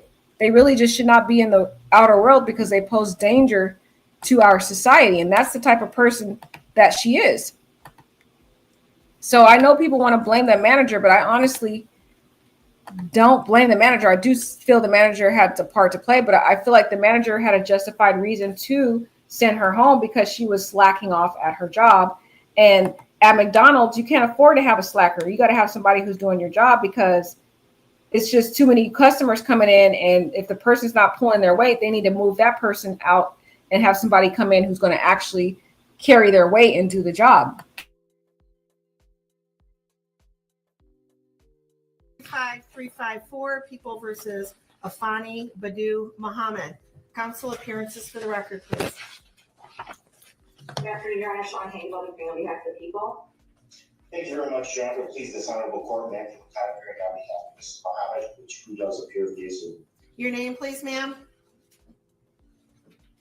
Afani Muhammad. Very good. You're here today for arraignment on the charges of murder in the first degree, premeditated, count 2, carrying a weapon with unlawful intent, and a habitual second notice. Mr. Licata, how does your client wish to proceed? Thank you very much, Your Honor. At this time, my client is asking the court to enter a not guilty plea, and this matter set for probable cause conference at the preliminary exam. I have advised my client of her rights, as well as the charges against her and the potential penalties. We are ready to proceed on those grounds. Now, a not guilty plea is a procedural plea that any attorney will usually enter for their client initially, so that they have an opportunity to look at the evidence, to request any hearings, to assess the validity of the evidence, which is a motion to suppress any evidence that was seized unlawfully in a violation of her constitutional rights, and to also have any other hearings. If this is a felony, which it is, they would need to have a preliminary hearing for the prosecutor to present probable cause worth of evidence to display the evidence that they have against the defendant. However, in this instance, in my mind, this woman really thinks she's mentally innocent. She thinks she was entitled to kill that woman because she feels that woman deserved it in her head. Because again, this is the type of woman that does not, because of the mental issues she's dealing with, she doesn't respect any form of authority. She feels entitled to do whatever she wants, when she wants, and you don't get to challenge her or question her when she does it. But listen to this defense attorney when what his defense is going to be regarding her, because this is going to be, I believe, the defense he's going to carry on forward in this case. Very good. Ma'am, do you understand the nature of the charges against you to your satisfaction after talking to your attorney? Yes. Very good. I will go ahead and enter a not guilty plea on your behalf. Are you requesting a court-appointed attorney? Yes. I will appoint an attorney to represent you. We'll set this matter for a probable cause conference on July 23rd, 2025 at 1 p.m. The preliminary examination will be on July 30th, 2025 at 1 p.m. As to bond, Mr. Licata. Thank you very much, Your Honor. Just briefly, my client is 26 years old, does live in the great city at this point. Your Honor, my client is a high school graduate. In fact, is actually was taking some online classes for college for physical therapy degree. Your Honor, there are some disturbing facts in this particular matter, but there are facts that haven't been brought out yet, and my client is extremely anxious to have those facts brought to light during the pendency of this case. She was in an extremely abusive relationship that was not only mental but physical, that involved alcohol issues, which is where the habitual second stems from, and her prior record. Your Honor, my client is a helpful person. She's a giving person. She's actually is credited with saving a life because of a 60-year-old who had skin cancer that she may go to the doctor to find out that that's exactly what it was, and that person is doing extremely well right now. I understand the facts that have been laid out today in the warrant, but at this time, Your Honor, we are asking the court to consider a bond in this matter that is appropriate, that my client can meet so that she could meet with her attorneys and prepare her defense in this matter. Thank you. Are you looking to start? So we'll wait for the advertisement, but you guys could clearly hear from her attorney that her attorney is basically claiming that she was abused in her prior relationship, which led to the stabbing of the prior person. So she's claiming the prior person that she stabbed was an abusive partner. I don't know. Was that guy working at Taco Bell with her, guys? I don't know. But she claiming she stabbed her, the last situation, she was justified because he was abusive to her. I don't know if I believe that, but it looked like he's going to go down the path of saying this girl has been dealing with a lot of abuse, which justifies her reason for unaliving Jennifer. That's going to be, it seems like that's going to be their approach. But this defense attorney hasn't really looked at her Instagram yet. I think once he looks at her Instagram, he's going to probably switch that around also to say this woman has some mental health struggles as well.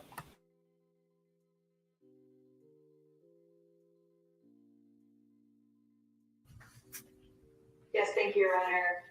Pursuant to court rule, the court is well within its authority to grant no bond involving any case involving murder. In this case, we are requesting no bond for this defendant. Also provided within the court rules are certain factors for this court to consider when determining whether to grant any bond at all. And in this case, we're requesting no bonds that indicate. First of all, the court can consider whether or not this defendant is a threat to the community. She entered a public building with other individuals, other employees that were present. She produced a weapon that was a knife longer than 3 inches, and she stabbed the victim multiple times, up to possibly as many as 15 times, eventually causing her death.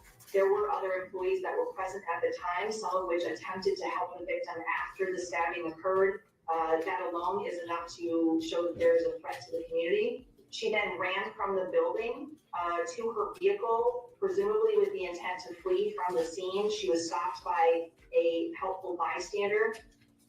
You're also able to consider the likelihood of conviction in this case, given the facts as laid out by Detective Showers and the information that the prosecutors have reviewed in order to charge this defendant. There is a very high likelihood of conviction. And then finally, the defendant does have a prior instance of at least one that I'm aware that involved a stabbing, similar obviously to the stabbing that occurred in this case involving a knife.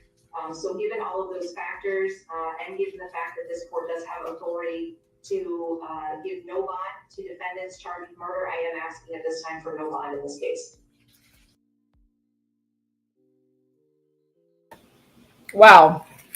All these factors together shows she's a threat to the community because there were a lot of people around when she stabbed. It took a bystander using a firearm to prevent her from escaping, so she's a flight risk. Number 3, this woman has no family or social support, so there's no real guarantee that she's going to return back to court. So this explains why the court did what she did in this next part. Thank you, counsel.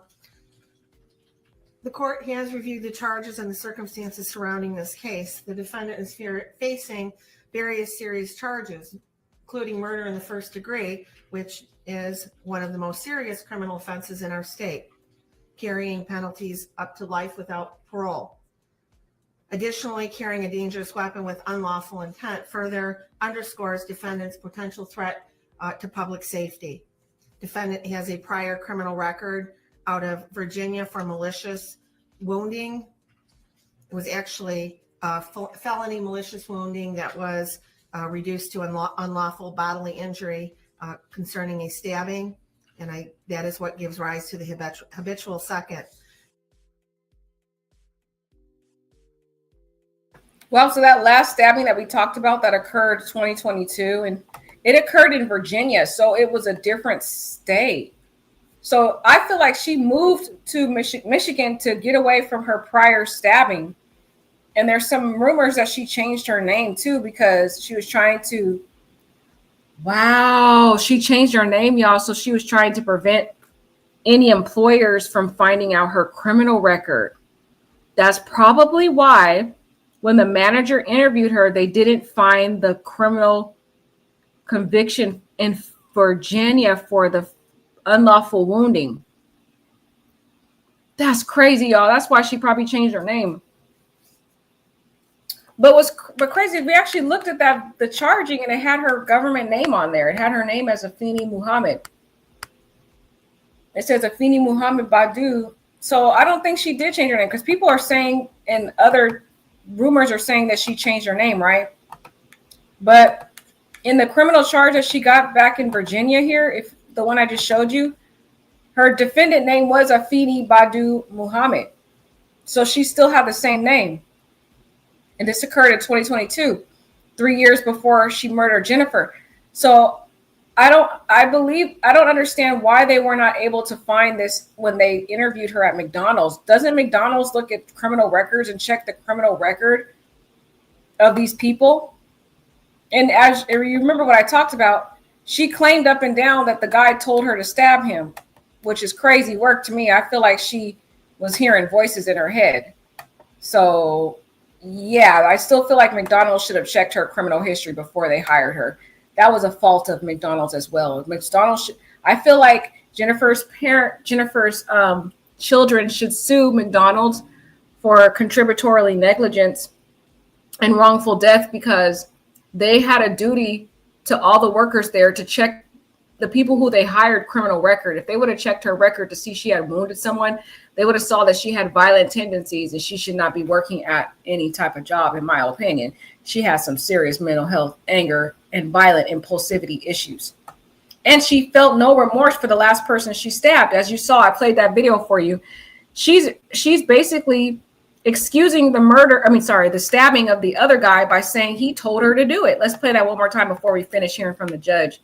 You need to hear that video one more time where she's justifying it, claiming he told her to do it. And then I said, you could kill yourself, like you're crazy. I don't know if I should have said it like that, but that's just like what I said at the moment, because it's like, I'm like, I was like, you're crazy, you need help, fuck you. That's what I told him. And then I had walked away. But it's like, everything is fine now and stuff, but I think that kind of triggered my anxiety attack, because when I woke up this morning, I started having an anxiety attack. I started having like butterflies.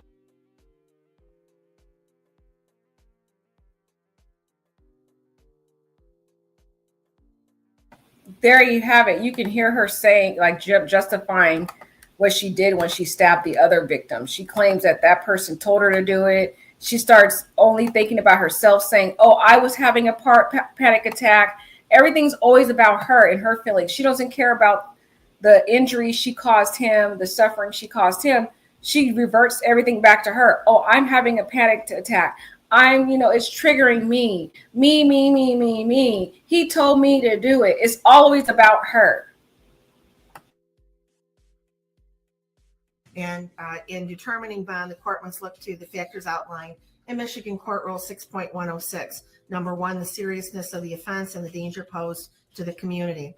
The charges here involved a violent crime with a weapon, indicating a substantial risk to the public. The court finds there is a significant threat to public safety, and therefore the bond must reflect that risk. Number two, the weight of the evidence against the defendant. While the evidence is not fully before us and the defendant is cloaked with the presumption of innocence, the nature of the charges along with the prior criminal history suggests that there's substantial evidence against the defendant. Defendant's criminal history: the defendant has a violent criminal past. The history supports the court's concern that the defendant may engage in further violent conduct if she is released. The defendant's ties to the community: while the defendant is relatively young at 26 years of age, there's no indication that she has any significant stabilizing ties to the community that would ensure her return for court appearances. Without these ties, the court is concerned about the likelihood of flight. Number five, defendant's risk of fleeing. And the judge was right about that. We saw that on her Instagram. We saw that on the various videos we've seen. This young lady is completely alone. She has no social ties. She has no family that seems to be supporting her, no friends that are there for her. She has no one who can hold her accountable and returning back to the court. So that's what the judge is assessing here, and has determined she doesn't have that social support or anyone in the community that can ensure her returning to the court. Or failing to appear. Due to the severity of the charges and the habitual offender status, it makes the defendant a high risk for flight. The court, which is, again, that's correct, because as you can see, when she stabbed the other victim back in 2022, that was in Virginia. And it's clear to me that she fled Virginia to go to Michigan to start a new life. So what's to say that she doesn't have any family ties here? She doesn't have anyone. We don't even know where this girl's from. Is she from Virginia? We don't know where she's from, because she fled from from Virginia to come to Michigan. So the judge is saying there's no one here that can, that can hold her accountable. No family, no friends, nothing. And the fact that she fled Virginia to come to Michigan also raises a high chance that she could flee Michigan to go to a whole different state and not return back to court. So that also is one of the analysis that the court has to look at in terms of determining what the bond will be.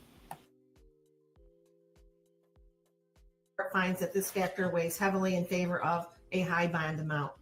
Substance abuse or mental treatment: although there are no reports at this time suggesting that the defendant suffers from mental health or substance abuse issues that would mitigate the risks posed by defendant's release, the court is, after considering all of these factors, going to be sent.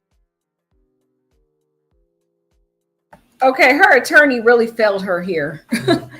Not even just her attorney. It could have been a good argument for the prosecutor too. Nobody looked at this girl's social media to see that she is suffering from some type of mental health issue, because there was no evidence presented to this judge to really show and raise the concern that this girl is suffering mental health. It's very apparent on her social media. Anybody who looks on this girl's social media can see that she is not all the way mentally there. And the judge was not presented with any of this information to demonstrate that, which I feel maybe because it's very earlier on in the case, but I feel like that defense attorney needs to get on his job and he needs to look more into it, because that is a defense he can try to raise. Am I saying it's a strong defense? Not really. But I do think it's a defense that he can at least try to garner some type of sympathy from the jury when he does go to trial, which will be probably next year. These cases usually drag on for years because they have to do preliminary hearings, evidentiary hearings, stuff like that. Hearings such as motions to suppress to keep certain evidence out. I know he'll probably request a motion to suppress to prevent her confession that she gave to the officers from coming into to be presented in front of a jury. So we won't have a trial on this probably till next year at the earliest, if we do get lucky. It could be even years from next year if the defense decides to continue it on. But what I would say is the defense attorney needs to get on his job and really look at this girl's social media, because you could clearly see the girl is suffering from mental health, and he needs to try to get her evaluated by a mental psychiatrist or something so he can use that in her defense, because this judge clearly doesn't have any evidence in front of her to demonstrate this woman is suffering from something. And I'm not saying it's an excuse for what she did, but I'm speaking as an attorney's perspective, because I am an attorney, and the defense has to present certain evidence. Not has to. Okay, the defense has no burden in a criminal case at all. So the defense doesn't have to say anything. The defense can just sit there while the prosecutor proves the case, because the prosecutor has the burden of proof.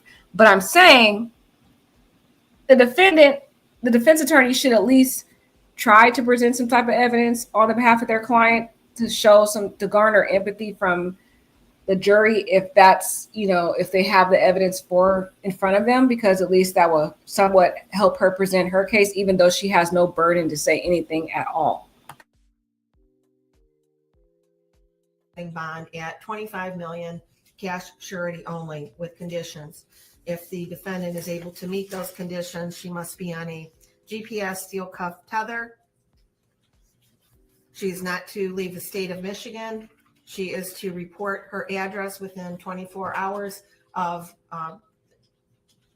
she must report any change of address within 24 hours. There would be stringent daily contact with community corrections as to her whereabouts. She also would be required to have alcohol and drug testing as condition of her release. There would be no contact with the family of the decedent. Any witnesses, she is not to return to McDonald's. And if she is unable to post the $25 million bond, she will remain in custody pending further proceedings. And that concludes this matter for today. We will see you back here, ma'am, on July 23rd at 1 o'clock for your probable cause conference.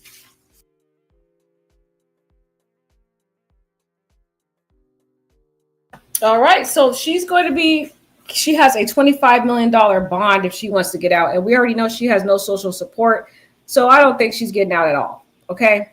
She don't have the money. There's no one there for her. She doesn't even have family at this point. It doesn't seem like, I don't even think the family's in Michigan, because she fled Virginia. I think she's probably originally from Virginia. But who's to know?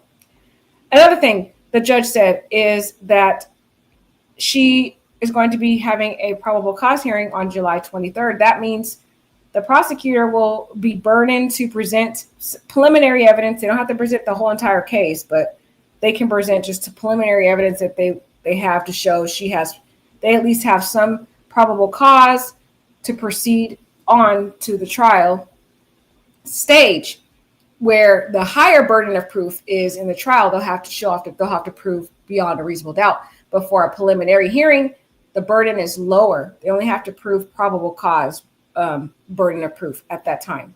So we will see what happens from that on. Y'all let me know what you think. This is absolutely crazy, because it really raises concerns that we really never know the coworkers we're working with and what mental health issues they're dealing with. Also, it raises concerns that some of these jobs do not really thoroughly check the background of the people who are coming to these jobs. You don't even know who they are. People have criminal histories and all that stuff, and nobody is out here checking the criminal records before they hire these people. If they would have did a quick cursor and review of her criminal record, they would have seen that she should not be working at McDonald's. Okay, the woman clearly is violent and has violent tendencies and some mental health struggles that she's dealing with.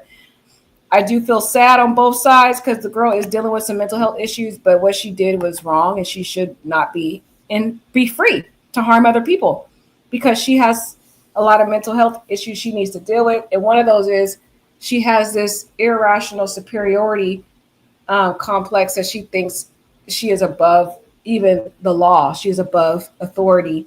And she also thinks that people, that she hears voices in her head basically that tells her to do certain evil things, and she doesn't realize it's mental health issues she's struggling with, and she has not got any type of treatment for it, which makes her a significant danger to society because everyone in her family who was in her life at one time, if they even were, because we don't even know, all we know is her dad was saying she should be homeless, which is crazy to me.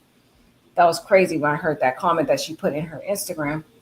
But what I'm trying to say is no one in her family who ever did have some type of contact with her ever really tried to get this girl help. And I don't think she even realized she had mental health issues.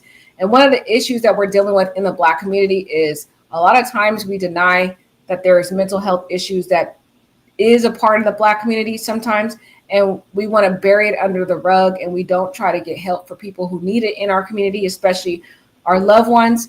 And so some of them go into the earth who are struggling with mental health issues. They tend to think that they are normal, and they themselves do not get mental health treatment because during their childhood, their family members denied that they needed help, even when they tried to cry out for it and tried to get help.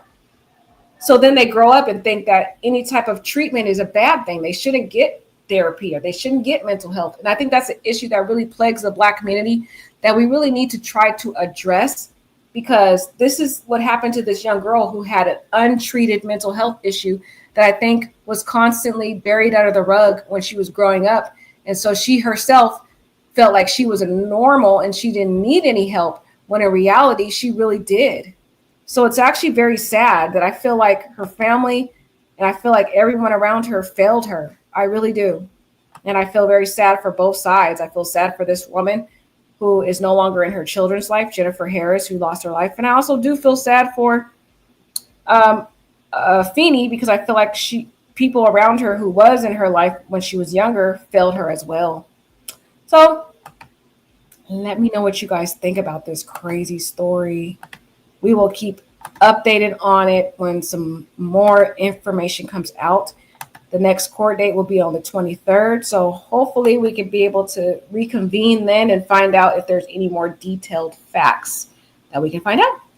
All right, guys, like, comment, subscribe, and take care.